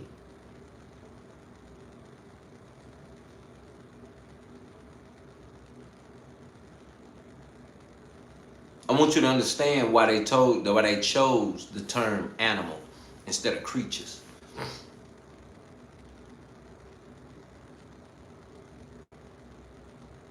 We wouldn't even look at a dog as a dog if they didn't brainwash the term animal in our mind to make us not feel threatened by a creature. You understand me? I want you to understand how literal and little they've played with our minds, and how much they don't care about you and your kids. No, they don't care about you and your offspring. They don't care about you and your kids. They don't care about none of that. I want you to realize that we are living amongst creatures every day of our lives, and that they've used terms for us to be okay with living with this. That's just like living with demons. But yet they will use terms like fallen angels.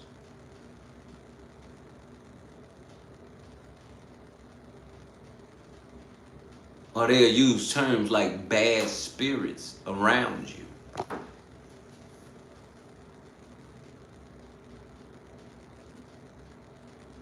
I really want you to understand how they playing with your brain when we're talking about what's around us and what we're living amongst. Because if animals was never a term in our life, we would always see everything outside of us as humans as creatures. Let me say that again. If they never would have used animals as a term for the creatures around us, we wouldn't feel safe from things that don't look like us. But because they've brainwashed us with that term, and they've associated animals with safe, the zoo, kids, you will not look at these creatures as a threat. You better hear me.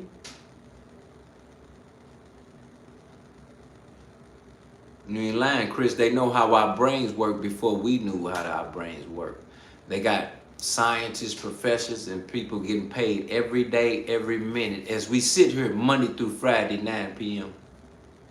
with my family here in No Filters with your boy Dilla T. This is the same amount of professors and scientists and professionals across the land that are studying us. Every day. And that's why I continue to tell you it's every man for theyself. And we are in World War III. I'm ending every night with knowing that you understand that we are every man for theyself. And that we are at World War III. Right now. We are in it now. And you have no defense. Because this world war right here is a psychological.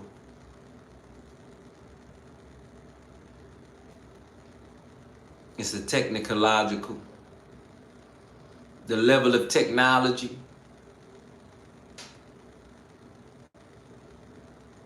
That's the fight. That's the separation. That's the separation. Psychologic and technology.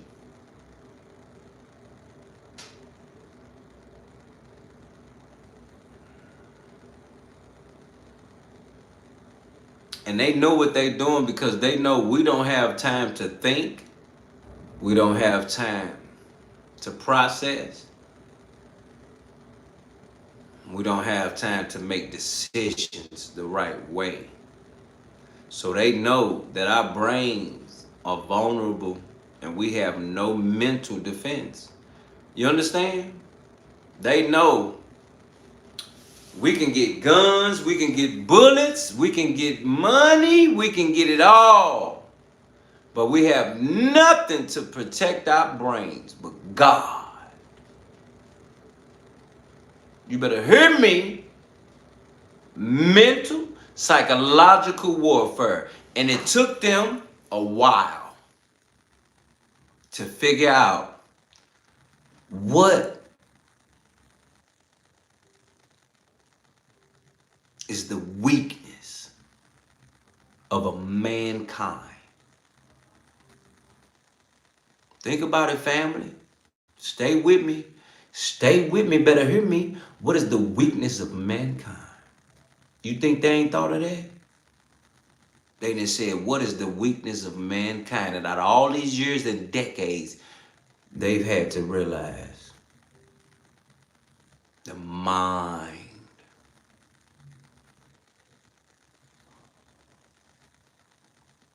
They have no brains. They have a mind of their own, but they have no direction.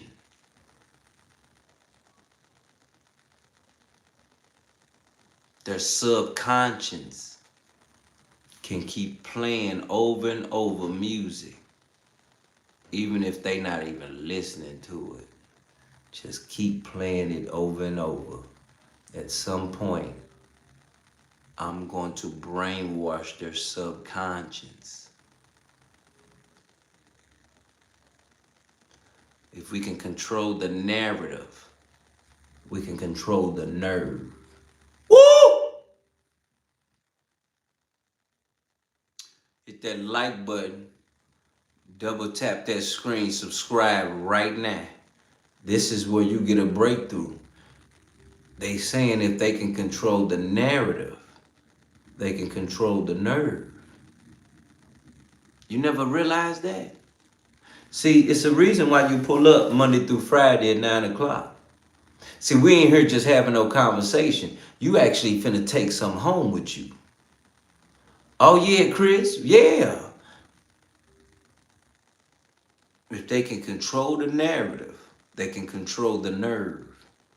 And as long as they can control your nerves, because understand where your nerves, you know how they be like, this mother get on my last nerve.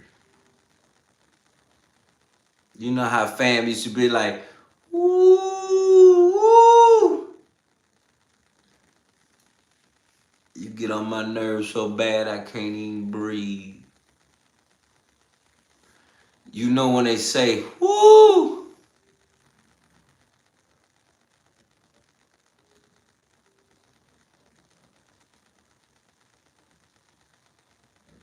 You ain't lying, Chris, I'm with you, family. You get on my last nerve. You understand how nerves are controlled by narratives. We gotta know that the nerves are controlled by the narrative. And I'm telling you, this is real, family. Hear me. This is real. The nerve is controlled by the narrative. You understand me? Hear me. The nerve is controlled by the narrative. Because think about it. Every time you hear a new narrative, your nerves jump. And those narratives really attack your nerves. They don't even really attack you. They just attack your nerves. Because every nerve's in you, and the nerve of you, if you can just think the nerve, you got to look up nerve, fam, and understand nerve is a real deep situation in our lives and how we living and moving. You hear me? The nerve of them. You know how people be like, the nerve of you, mother. When people say like the nerve of a mother, you gotta know, you got some kahunas. When they be like the nerve of this mother. What? They know what they doing. And they will continue to do it until we are broken. So when I tell you, they knew what they was doing with this world war in controlling the mind, controlling the narrative for your nerves. They knew what they doing. Yeah, the nerve of a mother, I'm trying to tell you. So you realize that's what they're doing World War III. That's why they're coming out with the Charlie Kirks, Epstein files. Oh no, I can keep going down the list, baby. The nerve. The narrator, controlling the narrative, controlling your nerves. They know what they're doing. They keep hitting you with all these narratives. And your nerves just boiling. You better hear me today. Your nerves just boiling because they're controlling the narrative. They're taking over the narrative. And it's controlling the nerve. And now your nerves is running so bad to where you can really go crazy. You know how people be like, this person get on my nerves so bad that I'm about to go crazy.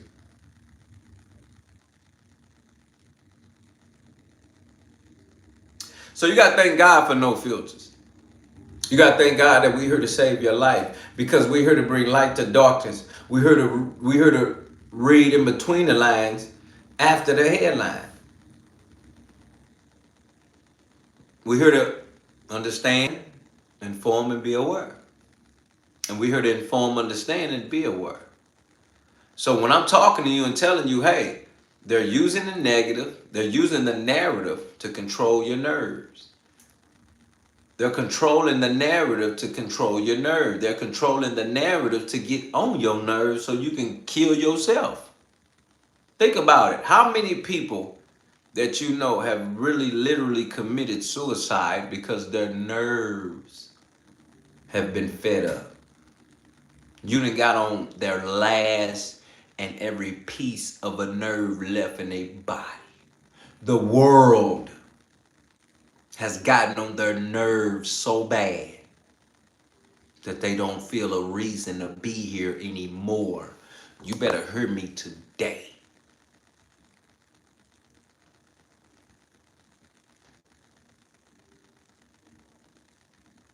My brother and my sister's gone. Talk to me.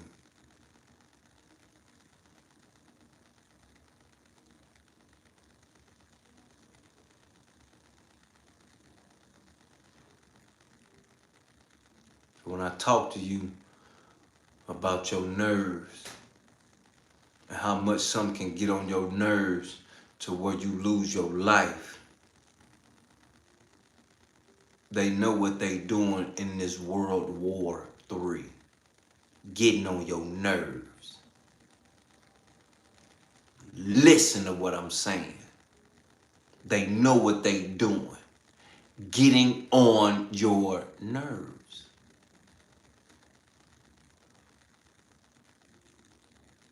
And they controlling the narrative to continue to do that every day until there is anarchy and enough people saying that they done got on my nerves so bad that I want to go do something about it. They are controlling the narrative to control your nerves. Because if they can make enough people mad, somebody gonna get up and do something stupid. If they can make enough black people mad, somebody gonna get up and do something dumb. If they can make enough white people mad, somebody gonna get up and do something stupid. If they can make enough, you better hear me today. They are controlling the narrative to get on your nerves. To the point till they want you to go crazy. Create anarchy and chaos.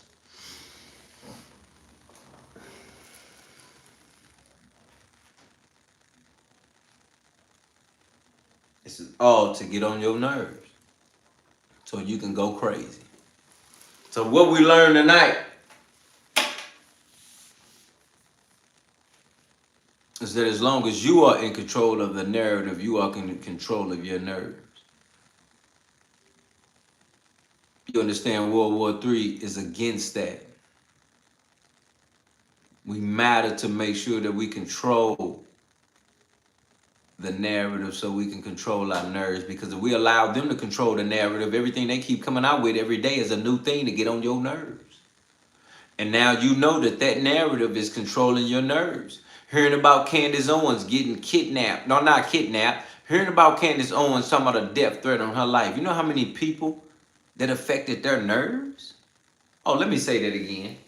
The narrative that was out there was that Candace Owens has death threats on her life for a week. And now she's back out talking like she never had death threats in the beginning. Shut the hell up in here. Acting like you know what you talking about. Hit that like button, subscribe today. You here for Dilla T and my family to save your life. Don't sit up in here talking about somebody on some Candace Owens and death threats and she can't come back outside. And I told you from the beginning what it was. Duck activity. And now she back like she never left, like nothing never happened. And she's still talking like ain't nobody threatening her, got no money on her head. So I'm telling you again, you better shut the hell up in here. Telling me what I know about what I know. I know duck activity at its finest when I see it. Ducking. You ain't lying. Duck hunting season, they ducking. I know what I'm talking about. She a part of a narrative that controls your nerves. And when I see people like that, I don't care nothing for them. I ain't got nothing about them. They misleading y'all, but I'm here to tell you what's real. They are here to control the narrative that controls your nerves. And as long as they get on your nerves, they know they control you. Woo!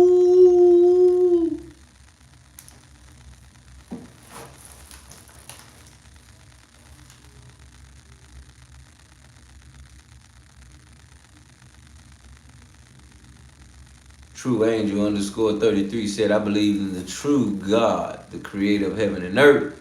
Jesus Christ is our Lord and Savior. That's real.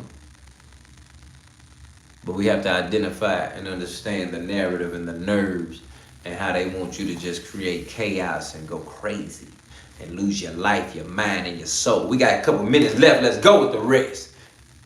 Symbol in the middle that is probably for the Illuminati. Oh my God, it's like a secret vault. This weird symbol in the middle that is probably for the Illuminati. Oh my God, it's like a secret vault.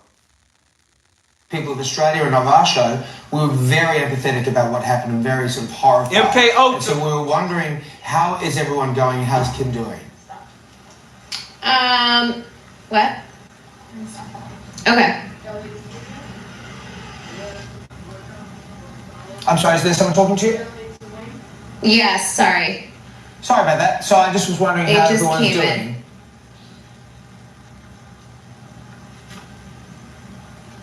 Hello, Courtney, have we lost you? Bad news for the Obama administration. We have this new CNN ORC poll, which is quite a turnaround in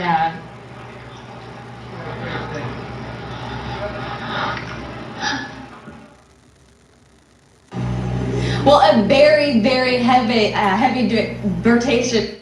So just so you know what just happened, the reporter was reporting about Obama and their percentages of showing and exposing them to the world on news. And all of a sudden, while she's talking, her jaw starts to keep her from talking fully. She just all of a sudden feels like she can't say anything else. So as she's talking, she's saying Obama administration, this is what they're doing. And before she gets to what she wants to expose the secrets, they literally have her like, no.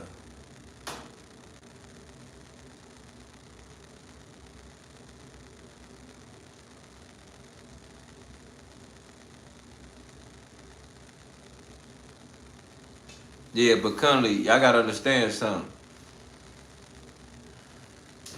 I'm gonna look into that too, Chris. Cause the big thing I want you to understand is that we can say she got lockjaw, and that might be funny, but the seriousness of that is they can control you through a screen. So you should know how serious that is, that ain't even funny. They can literally control you through a screen. Theo in the building, how you been, family? So it's a difference when we talking about that they can control you through a screen like that, because at the end of the day, they have allowed these people to act in these terms and know what's going on, and they still ain't did nothing. Kardashian chick, she's like somebody, she said, huh? Okay, they told me to be quiet. Okay, here he comes now. And then she ain't talking no more, talking about here he comes now. Here who come?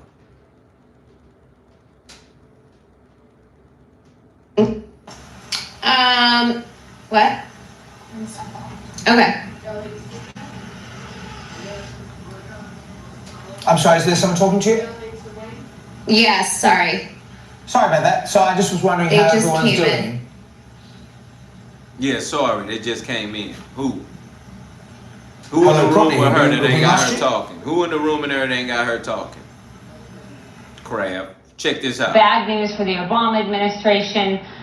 We have this new CNN ORC poll, which is quite a turnaround in They don't even want her to report it. They shut her down. She breathing for her life. Well, a very, very heavy deportation tonight. We had a very Darrison, but let's go ahead, terrorist chasing those for the bit. They have the pick. We had a very Darrison, but let's go ahead, terrorist chasing those for the bit. They have the pick. You see how she trying to talk out of nowhere and can't even pronounce it.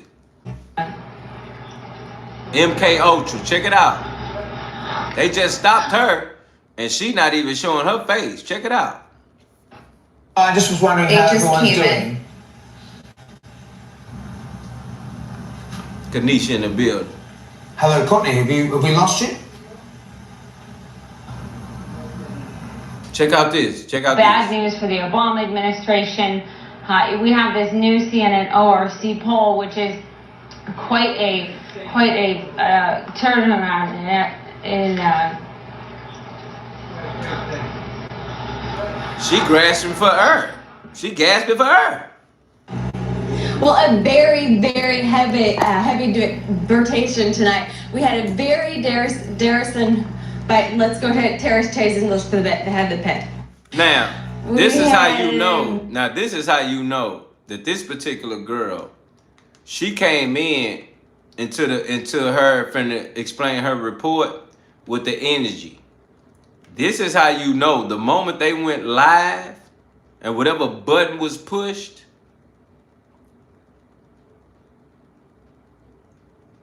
and whatever light on or whatever is controlling this was in play. Because she came in like, we have a very, very disturbing scene and we want to show you what's going on. Right? She came and she said, we have a very scene. And she can't even control her words, bro. This is what's going on.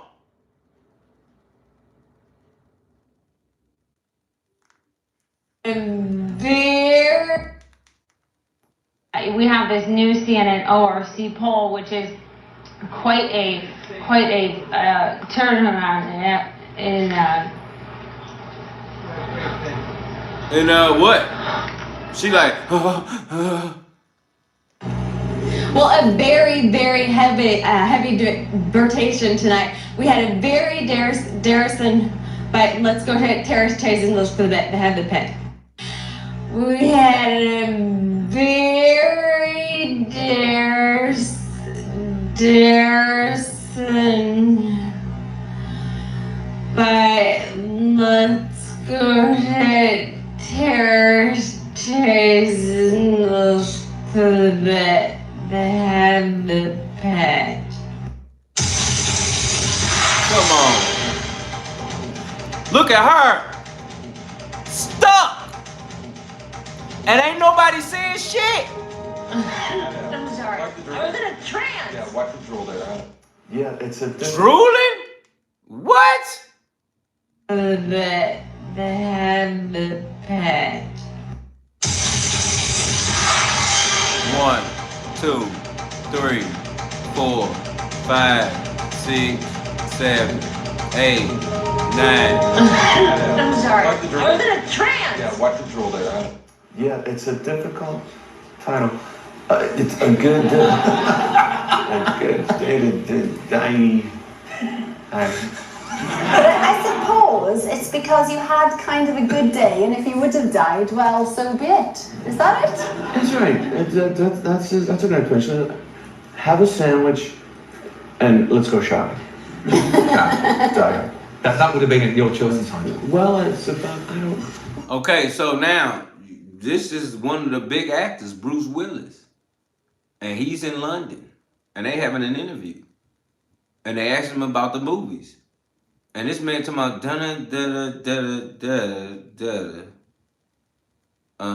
let's have a sandwich and go shopping. What? That's how you know they playing with him in front of us and playing with us while they playing with him. They just made that man say, have a sandwich and go shopping. What does that have to do with the question they just asked you?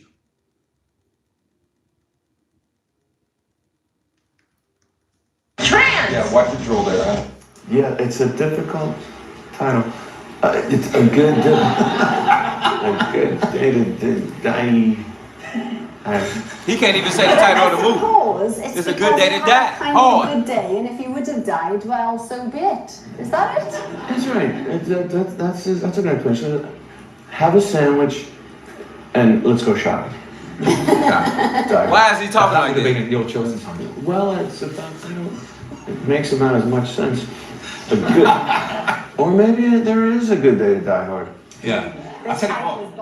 You've had a rough year. You've had a year that would test a lot of people. Illness in the family. A breakup. This spasm of publicity about what happened from Mexico to London. It was pretty rough. Yeah. Yeah, it's kind of weird. Hold up. Hold up.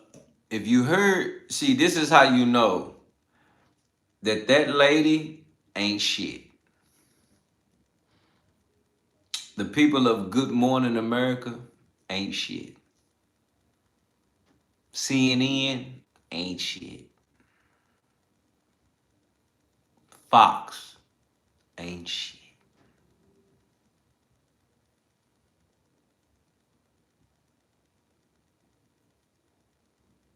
These people know their position. They are truly handlers, as Theo say as well. These people are handlers. These people know what they're doing, and they can use this to control. And at the end of the day, these people got to go home. These news reporters, these newscasters, these anchors, acting like they famous. That's why it's so funny when I used to trip off, like, when they used to talk about celebrities. They used to talk about celebrities like they have to answer to them. Like the celebrities have to answer to the reporters or the the newscaster people or the MTVs or the BET. You know what I'm saying? They used to act like that. And I used to be like, how y'all acting like that? Even people at ESPN, they act like they bigger than the athletes. They act like they bigger than the athletes. They talk like they is. They act like the athletes have to answer to them. And it's funny because they're the ones on the side begging for an interview, begging for attention, begging for some time, begging for that prime time. And I'm like, what? And I get it now, fam, because these people are in full control of things when having an interview with somebody, because why?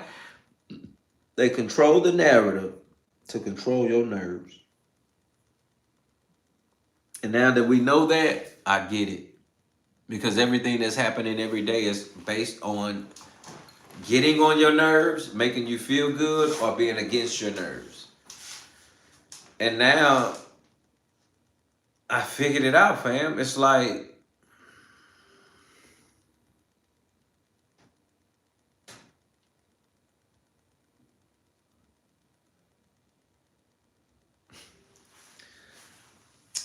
that lady said spaz out.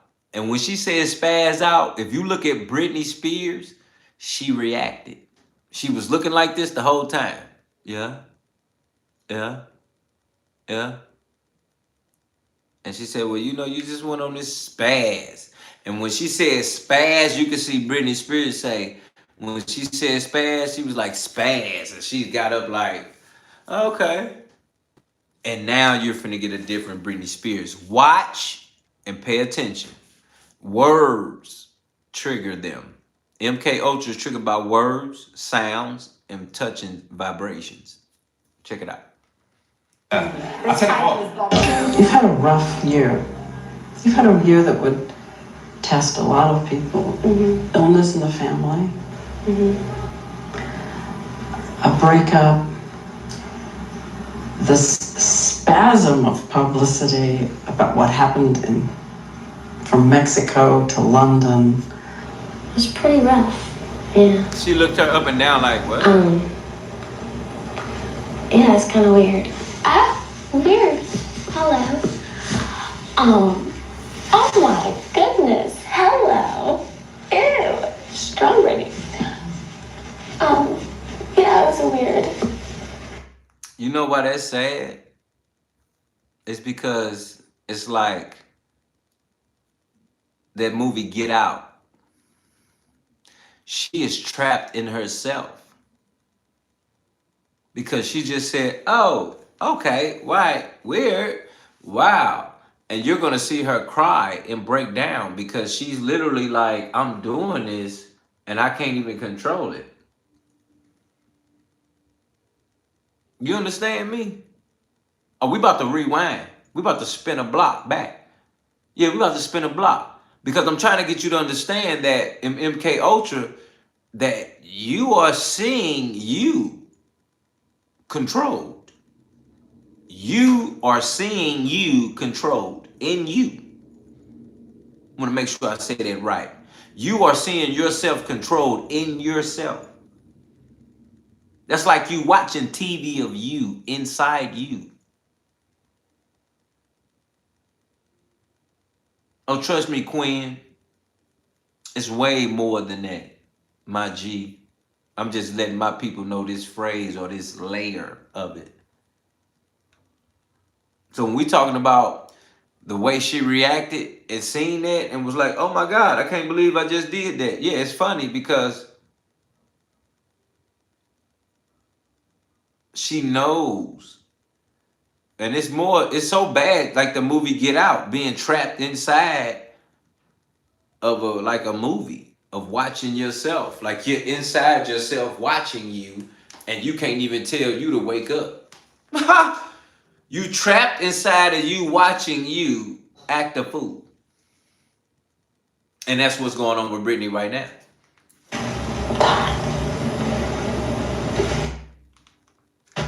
Spasm of publicity about what happened from Mexico to London. It was pretty rough. Yeah. Yeah, it's kind of weird. Weird. Hello. Oh my goodness. Hello. Ew. Strawberry. Yeah, it was weird. Ew. Oh my God, can we stop? You see that? That girl was so hurt because she couldn't even realize. I mean, like, she really had to realize what she just did. Look at that. And she's still playing. Yeah, it was weird. Ew. Oh my God, can we stop?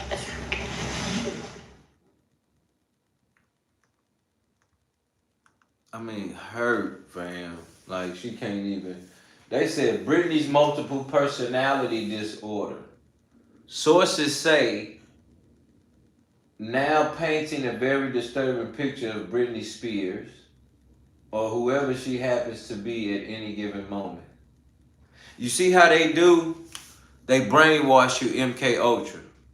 And then they expose you MK Ultra to the world in front of the cameras, controlling you like a puppet. And you can do nothing about it. And then they embarrass you. Make you look like you can't control your own life, and then they sign your life over to them. Guardianship. Conservatorship. I feel so bad for her because she didn't do nothing to nobody. And they embarrassed her life in front of all of us, and people laughed at her, not even knowing that she was up under a spell. A brainwashing spell that took her from billions on top of the world to just nothing.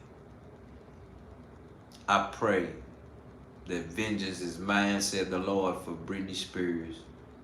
Because Britney ain't did nothing to nobody but make good songs, dance, and live her life. She might have signed up with the wrong folk, trying to make music and do good things with music and just do music and dance and that. But when I tell you they did her wrong, and I hope and pray that everybody that did her wrong will feel what she felt in one way or another. And that's why you see stuff like this coming out now. Just like that stuff with Diddy, the diddler, be ready. Because we're going to cook his new life because 50 Cent just exposed his life for real. Get ready. Point I'm making is,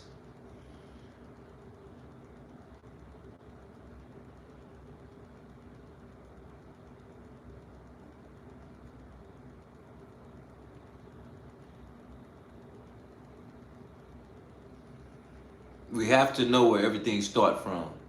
And that's why I brought this up tonight so y'all can see. Britney Spears was taken advantage of, abused, used by her own father, own daddy, and handed around to everybody else. And Kim Kardashian and the Kardashians used the church to take advantage of her. But I'm gonna tell you something right now. Kim Kardashian think they walking around, think they looking good, walking around with some money, some sharp this and that at home, doing what they doing, acting like it's all good.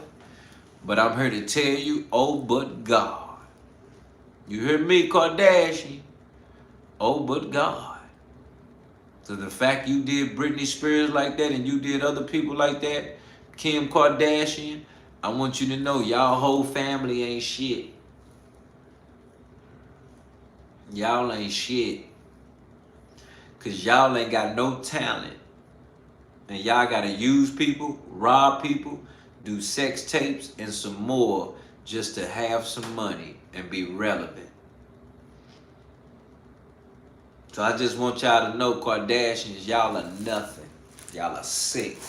Y'all will never be nothing. And even what you all do have is nothing. Why?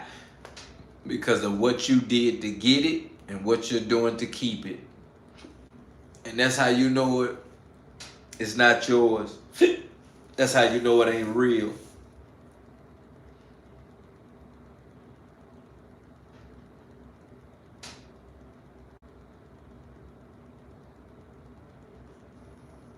People like y'all don't even know how to live. People like y'all don't know how to struggle, don't know how to come out the dirt. But I'm here to tell you, vengeance is mine, said the Lord.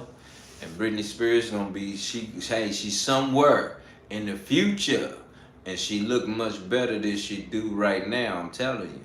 Because the way they did her, that was wrong.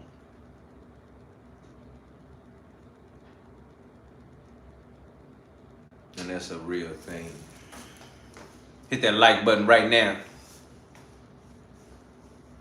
We will turn now to a story that is burning up the internet. It's burning up water cooler talk. It's just burning this morning, yes. Britney Spears. She's bald. We've got this photo now. Now look how he talking when he talking.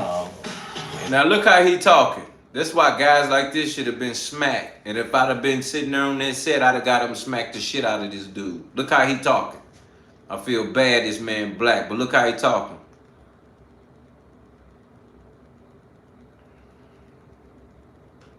We will turn now to a story that is burning up the internet. It's burning up water cooler talk. It's just burning this morning, yes. Britney Spears. She's bald. We've got this photo now from the X17online.com. CNN. I told y'all I don't trust CNN either. Pop star shading her own cake. Look at that. She looking like she don't know who to trust. Look at that. She looking like what's going Unraveling on? of yet another child star. This is Amanda Bynes we're talking about, formerly of Nickelodeon. Here she is wearing a ratty wig, appearing in court on charges of smoking weed and then throwing her bong out of a 36th floor apartment when police arrived. Bynes insists she is fine, but recent events suggest otherwise. ABC's Gio Benitez is on the story. Gio, sad stuff. It really is, Dan. This morning, Amanda Bynes denies it all, saying she never tossed anything out through the window. It's a bizarre new case for her growing list of problems. And wait till you see how she showed up in that court. Look how they do you. Look at Louder now, Rover. Will someone do it? Continue real awkward. That's exactly how you have to have a certain amount of distance between the bodies. Exactly. When you're high. Yes, like they say in Catholic school, leave room for the Holy Ghost. Anyway, there is a lot of memories today, actually. It's a big day in music history. 35 years ago today, Elvis Presley passed away, the king of rock and roll. And as Mark Cohn says in his great song, Walking in Memphis, there's a pretty little thing waiting for the king down in the... From Michigan, and what a pleasure for Harvey and me to introduce... Why would that man, once they said the words, leave room for the Holy Ghost, why is that man stuck? That's what I'm saying, fam. Don't act like we don't know what's going on in here. That man's stuck on Good Morning America. Them people connected with them folk. How she showed up in that court. Louder now, Rover. Will someone do it? Continue real awkward. That's exactly how you have to have a certain amount of distance between the bodies. Exactly. When you're high. Yes, like they say in Catholic school, leave room for the Holy Ghost. Anyway, there is a lot of memories today, actually. It's a big day in Look how they don't even look at half. 35 years ago today, Elvis Presley passed away, the king of rock and roll. And as Mark Cohn says in his great song, Walking in Memphis, there's a pretty little thing waiting for the king down in the... From Michigan. So just like they did 2 Chainz, nobody even looked at him the entire time he was stuck under MK Ultra. Nobody even looked at him. Nobody, and think about it. It is so many people behind the camera that'll make sure that you clean, make sure you know the words, the script, and make sure that you looking good and doing what you're supposed to do. So you're not telling me that they didn't do that on purpose. They said what they said on purpose. That's why I was looking at what they said, and he said, they was like, and they was like, you know, you got to leave a little room. And then she was like they say, leave a little room for the Holy Ghost. Why would you say Holy Ghost when ain't nobody talking about church or nothing got to do with ghost, church, spirit, nothing? That's why we got to appreciate No Filters. That's why we got to appreciate YouTube. We got to appreciate content creators, because we are here to dissect this. We are here to go back and look at what's going on today and say, oh no, y'all played us today, y'all played us then, and here's the proof. You got to thank God for this today, because as much as all of this is coming out in front of us, we all are able to speak about it and dissect who is right, who is real, and what's wrong. And the fact that we know now they're allowing this, let's keep going. Hit that like button, subscribe right now. Let's go. And what a pleasure for Harvey and me to introduce Marshall Mathers. Some of you may know him as Eminem, but he's going to join the Saturday night crew with our music intro starting next Saturday night. But folks, I want to take you to the world premiere of one of his new videos called Berserk. Take a listen. It's headed for the top of the charts. Was that the great Rick Rubin who was helping produce that with you, Marshall, when you did that? Yes, sorry. Black TV. Black TV freaks me out a little bit. Yes. First of all, this man looking stupid, retarded, and on drugs. And they not even saying his name until after the video. And they're looking at him do this.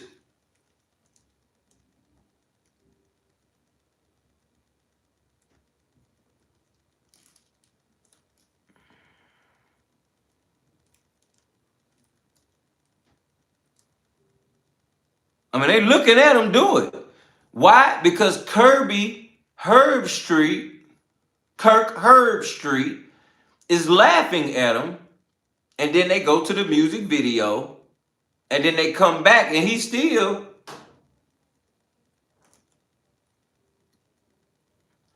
And when this guy asks him, hey, was that such and such in the movie?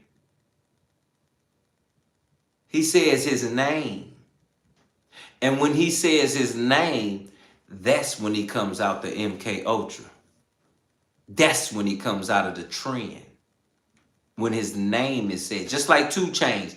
2 Chainz was stuck for a whole 30 seconds. Nobody looked at him, said nothing. But when the reporters told Kevin Garnett to say something to him, he said, yeah, and I feel you. Let's see what's up with 2 Chainz. Let's see what 2 Chainz think. Let's see what 2 Chainz think. And he said his name and hit him on his back. And that boy came out of there. But the whole time he was in it, nobody said nothing to him. Nobody looked his way. Nobody even spoke about him as if they knew when it was going to happen and how long it was going to happen for. Let's take another look at it real quick. Eminem was stuck, Theo. Mark Cohn says in his great song, Walking in Memphis, there's a pretty little thing waiting for the king down in the... Harvard, Michigan, and what a pleasure for Harvey and me to introduce Marshall Mathers. Some of you may know him as Eminem, but he's going to join the Saturday night crew with our music. Now, as he's saying Marshall Mathers, he is looking at him as he explaining who he is. He said Marshall Mathers. Some of you might know him as Eminem, but he is here. And as he's looking at him look around. I mean, check it out, fam. Look at the anchor. Look at him while he's explaining his name. Elvis Presley passed away, the king of rock and roll, and as Mark Cohn says in his great song, Walking in Memphis, there's a pretty little thing waiting for the king down in the... Harvard, Michigan, and what a pleasure for Harvey and me to introduce Marshall Mathers. Some of you may know him as Eminem, but he's going to join the Saturday night crew with our music intro starting next Saturday night. But folks, I want to take you to the world premiere of one of his new videos called... Look at Kirby. Look at Kirby laugh. For the king down in the... Harvard, check it out. And what a pleasure for Harvey and me to introduce... Now look how he's looking at him. Some of you may know him as Eminem. Look how he's looking at him. He said Eminem and he looked over. Now look how he laughed. I want to take you to the world premiere. Look how he laughing looking at his new videos called Berserk. Take a listen. It's and he not saying nothing. Was that the great Rick Rubin who was... Now look how he laughing. Who said with you, Marshall, when you did that? Yes, sorry. Black TV. He came out and said, yeah, sorry. Now, trip off this. They laughed when he came out of it. Like, man, I thought you was going through. They know, and they laughing like, what's up with dude? And they ain't even tripping off of him. But then when he finally asked me, come out, he like, yeah, sorry, you was what?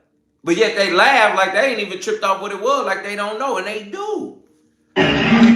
Yes, I'm sorry, what was the question? Man said, I'm sorry, what was the question? He didn't even hear it. He just heard his name. The trigger word was Marshall.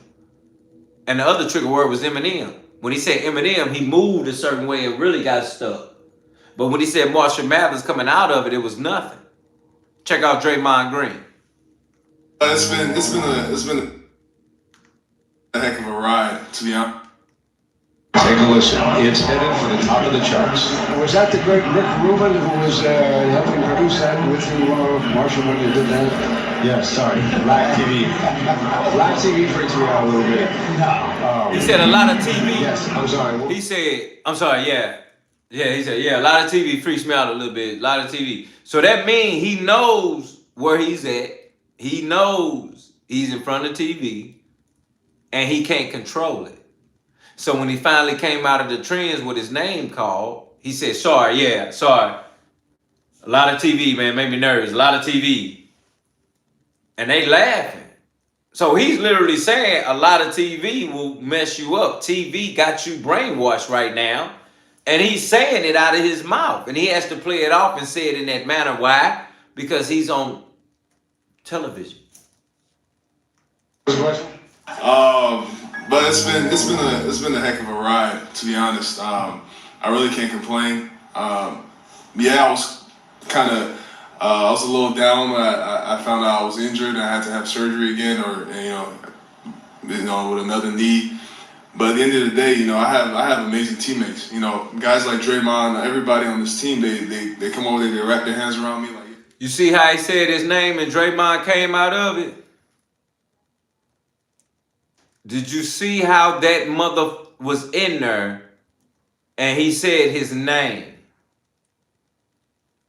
Now, you would almost think that somebody told him to say his name because he was so stuck for so long. I mean, come on, man. I feel like I was finna throw this at the phone. I was finna just go crazy. I had to just calm down because I know what time it is in my house. But I'm telling you, this is very serious. That yet this is still happening right in front of our faces as if it's nothing. And you got people like this acting like he's something. And you up under a spell, little stupid ass boy? Look at this boy. Look at this stupid ass boy. Fool. Black TV freaks me out a little bit. No. Yes, I'm sorry. And he never got the question. But it's been. Now look at how he laughed. It's been a heck of a ride, to be honest. Look how he laughed. Black TV freaks me out a little bit. He never got the question. Yes, I'm sorry. What was the question? Yes, I'm sorry. What was the question? But it's been a heck of a ride, to be honest. Look at him. I really can't complain. Yeah, I was. Look at him. I was a little down when I found out I was injured and I had to. Look at him.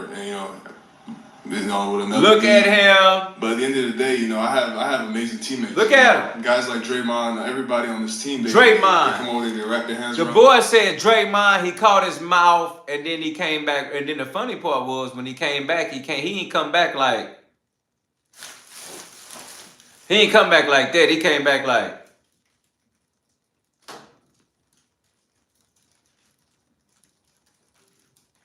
What? One more time for the stupid people that don't believe it. I really can't complain. Yeah, I was kind of, I was a little down when I found out I was injured. Look at him. Have surgery again, or now watch what he say his name. With another knee.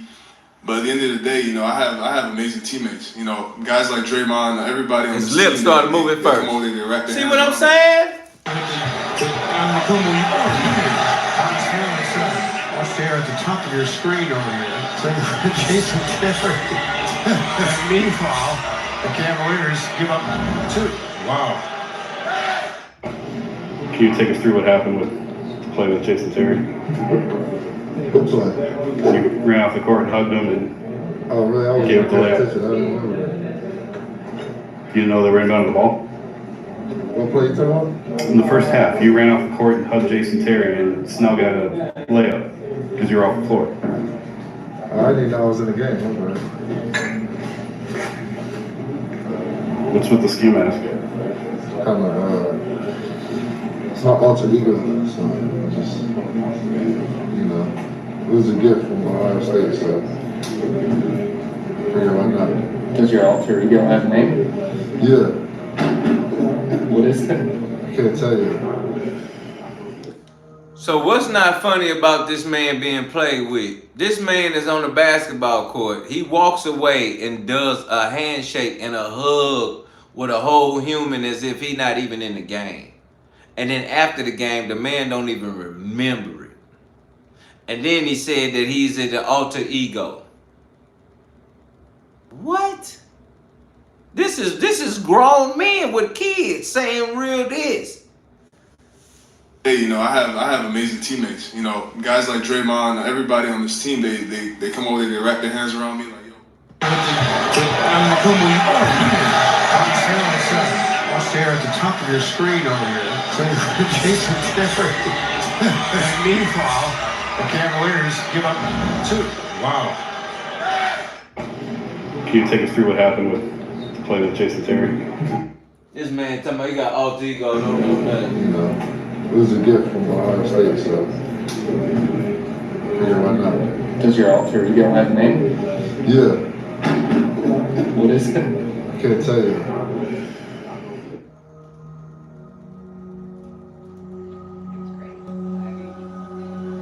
It was a wonderful, meaningful endorsement in every way, and I was very proud of it.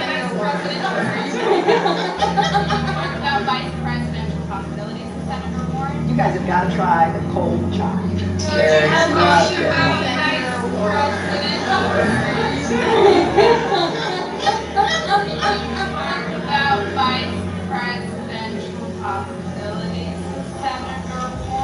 You guys have got to try the cold chai. In every way, and I was very proud of it.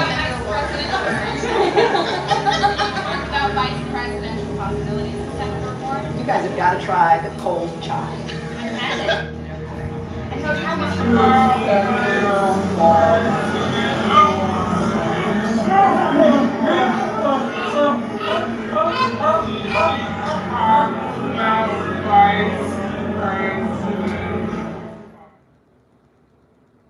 He said, I didn't know. This is a video of Hillary Clinton fainting in 2012, where she suffered a concussion.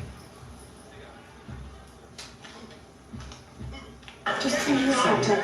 Okay. Please. Sorry, Please don't. This is. The unions have requested your students and your seats.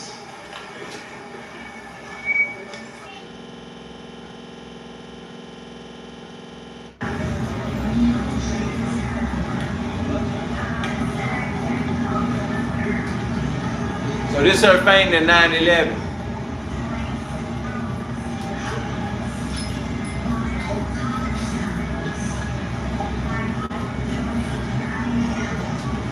In covertly recorded off-air transmissions from the Bush-Clinton presidential election campaign in the 1990s, we can see that Bill Clinton was nothing more than a puppet to the puppet masters which placed him in the White House. Bill Clinton's demeanor seems to be similar to a person who is under a hypnotic trance.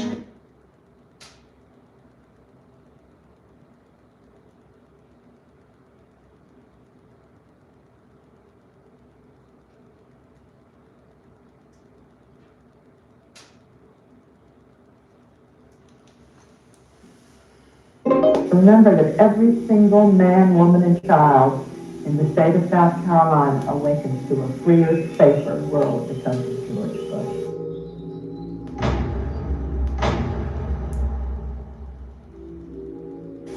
I would remind people that every single morning we all awaken to a safer, freer world because of George Bush.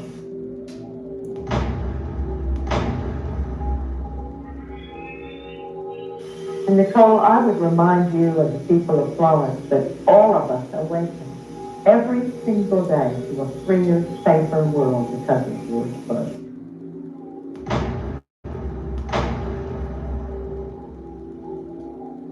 They themselves yourself awaken every single day to a freer, safer world because of yours. This is unreal. I'm supposed to start talking. I'm sorry, I'm sick.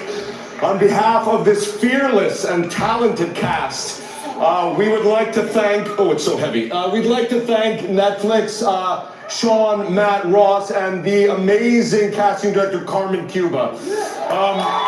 And I would just like to say that in light of all that's going on in the world today, it's difficult to celebrate the already celebrated Stranger Things. But this award from you, who take your craft seriously and earnestly believe, like me, that great acting can change the world, is a call to arms from our fellow craftsmen and women to go deeper. And through our art, to battle against fear, self-centeredness, and exclusivity of our predominantly narcissistic culture, and through our craft to cultivate a more empathetic and understanding society by revealing intimate truths that serve as a forceful reminder to folks that when they feel broken and afraid and tired, they are not alone.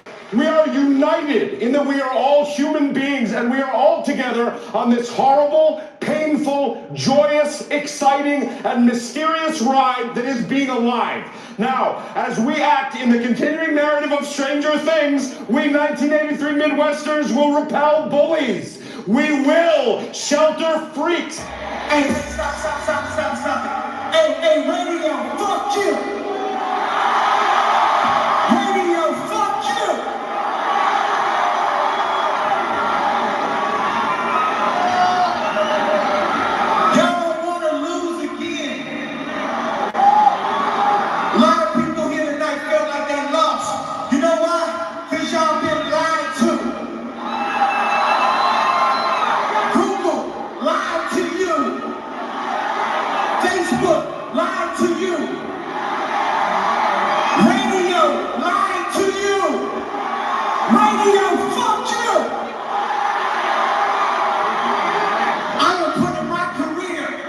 You see how he can just say radio F you and people just like radio F you. They don't even know what he's saying and they gonna listen to the radio that same night. But it's just the point that he knows, and this is what the elite know. If you can have all them people in one building and tell them something, oh no. Either you gonna tell them what we want you to tell them or you not gonna tell them nothing. So you know it's real. My life, my public well-standing at risk when I talk to y'all like this. This is the moment in the matrix, bro. The vibes is back. You might not like it, but they gotta hear it. I ain't here to massage you with a fake truth. We are all great people. We are all equal. But sometimes we be playing the politics too much and forgetting who we are. Just to win. Fuck winning. Fuck looking cool. Fuck looking cool. Fuck being cool. Fuck all that,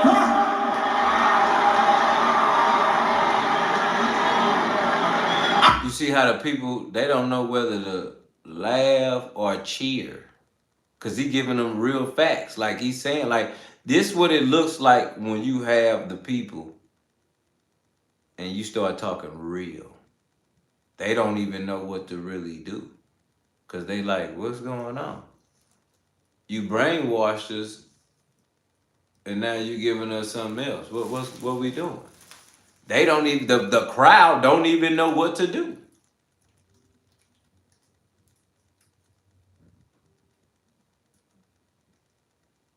He was right as that thing, but the people, I'm trying to say, we don't know what to do when we hearing this, is my point. I've been sitting here to give y'all my truth, even at the risk of my own life, even at the risk of my own success, my own career. I've been sitting here to give y'all the truth. Jay-Z called me, bro. You still ain't called me. Jay-Z called me. Hey, bro, Jay-Z, I know you got killers. Please don't sit around my head. Just call me. Talk to me like a man.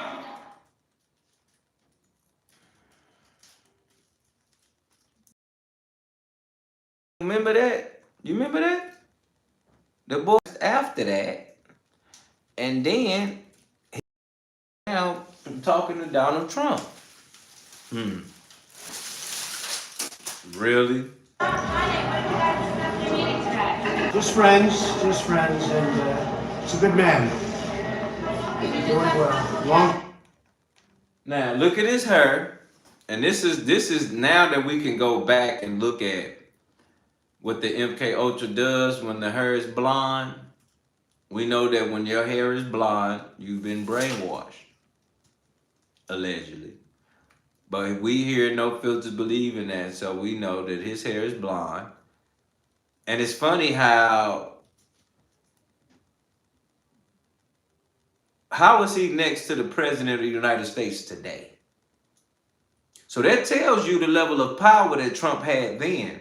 Because after Kanye does what he's done, this man is meeting with Trump and he's down here with this blonde hair. So clearly his memory has been erased. And then all of a sudden, he's with Trump, who at the time, I believe, was running for president. So knowing that Kanye ain't been right since his mama passed away, that tells you even more truth and understanding why he's on the side of Trump. And it further should let you know that Trump is a part of the MK Ultra program and all that goes into it if he has to. So the realness about the discussions in that is saying Kanye don't even say nothing. The man's just standing there. And he's like, oh, he's a good guy. Everything is great. What's wrong? And if you look at Trump's face is telling you that they're hiding something. Come on, man. We all have hid something in our lives. You can't, there's nothing new under the sun. We can tell that you're hiding something. And that's real. We've been friends for a long time. Life. We discussed it. He like, we've been friends for a long time. Look how he's smiling. He like, we've been friends for a long time. She like, what was y'all talking about? Life. And he's just standing there and he's just pointing. Then he starts smiling like it's nothing.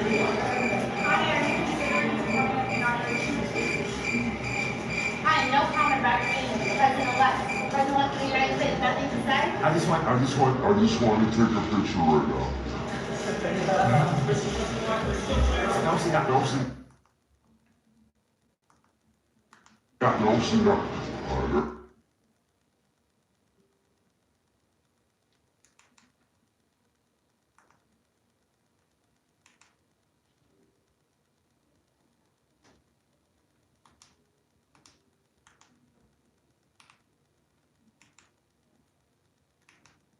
So when we looking at that, fam, we can only say like, hey, ain't no way that we watched that just happen right in front of our faces, but yet they allowed that to happen in front of us at a time where we didn't even care. A time we didn't even look at it. A time where we didn't even pay attention. But Lord, oh, but God. He's allowed us to be here still living. And now that these things can be exposed for us to have a more understanding of what's going on. I seen the security guard behind him, back there looking like he was on that and this. But the good part was, we are starting to get knowledge on these things because, again, like I told you, as long as they keep living, they're going to start exposing themselves. The longer they live, they will expose the secrets of when they started. Diddy, that boy had every secret from the first day of him having that high school situation where he threw a high school party, him and Heavy D. Him and Heavy D threw a high school party back then, long time ago. And people died because they was bum rushing the gymnasium. And the gymnasium was at the bottom of the building. So you had people running in the building And literally, they literally running in the building, and then they swarming to get downstairs. And there was so many people coming that they literally was coming and bum rushing and swarming in. And it got so deep that they started stepping over people. They started falling over people. People started to become ran over to where people died. People was unalive. And this was the first event that P. Diddy and Heavy D threw. Actually, let me say this was the first event P. Diddy threw in his name. And this was the first situation that he was involved with the elite. Because that boy had on all white silk. And we all know what that means. Just like LeBron James, when he came into the NBA, all white, purity. And that's what Sean Diddy Combs did. In his interview after that, that boy had on black and white. Initiated. He took the oath. And that's what happened. Them people were sacrificed. And now that we have a full understanding of these things, that is what I mean by they still around. And now we finding out they dirty draws. Yeah. If y'all wasn't around, or if you wasn't in the game still, we wouldn't know you about your dirty draws. But your shit stank, boy, and you still around. So I urge everybody, homework. This the homework tonight. This the homework tonight. This the homework tonight. If you with me, type homework. If you with me, type homework. All right, real talk. If you with me, type homework. If you with me, type home. If you with me, type H. You feel me? Let me know you with it, fam, because this real deal holy feel how we finna come with what we talking about here. If you with me, type homework. If you with me, type H. If you with me on the work, let me know how we coming, because see, here No Filters, we keep it going. Then I give you the homework so we can know you come back tomorrow at 9 p.m. If you with me, homework. 80, listen, man, 100 people in here right now. I know somebody hitting that like button, making sure they type homework and home to make sure that we say, hi, Jim's in the building. Shout out to the fans of the world and everything, making sure we heard fam say hi, Jim. Please, hi, Jim's in the building. I appreciate you. Homework, this the homework, fam. I want everybody to go check out the new documentary on P. Diddy. Netflix. I want everybody to go check out the documentary on P. Diddy. TC 5494, where you been, fam? Where you at? Shadow Doe Files, you already did, that's fine. I need you to make, listen, I'm telling you what to do. Check it out and make your notes on what you felt really touched you in the documentary. You ain't even let me finish, Shadow. Shadow like I already did. I want you to check it out, and then I want you to note down the things that you didn't know that shocked you the most. That's the homework. Shadow like, I already checked it out, but it's all good, fam. Shout out to you, Theo 9 is. Shadow on it, I ain't lying. Quinn, listen to me. I appreciate it, Shadow. But you feel me? I know you checked it out, but just write down what really shocked, the things that really shocked you. That's like, write down what you believe is true. What shocked you and what you believe is true. Please. Quinn, I know it didn't. A lot of it didn't shock me, but I'm going to be honest. When I seen the thing that, the party that him and Heavy D threw, I figured out then that was his first. You get what I'm saying? That's what I didn't know. So that's something I would write down, is that the party that him and Heavy D threw, when those 9 people, passed away from that, I knew that was his first initiation. So that's what I wrote down. But again, I want those that haven't seen it and those that have seen it, go back, write down something that really moved you, that you was like, oh my God, I never knew that. You know what I'm saying? Like, what's up? Like, let's be real, Chris. So that's homework, fam. That's what we doing. Because that's how we pulling up tomorrow. We gonna cook it.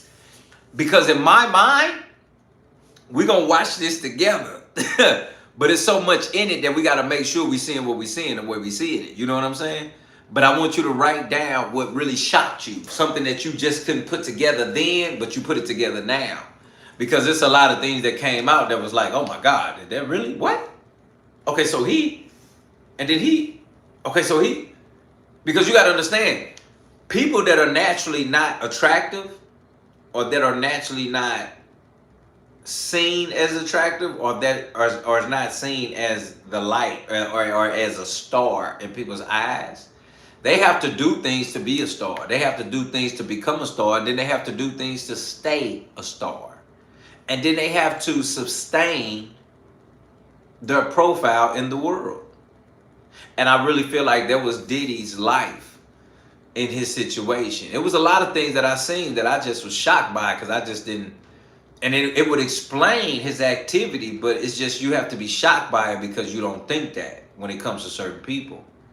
Not everybody that has millions you thought came up in the church, or that came up in a regular life or something that was safe.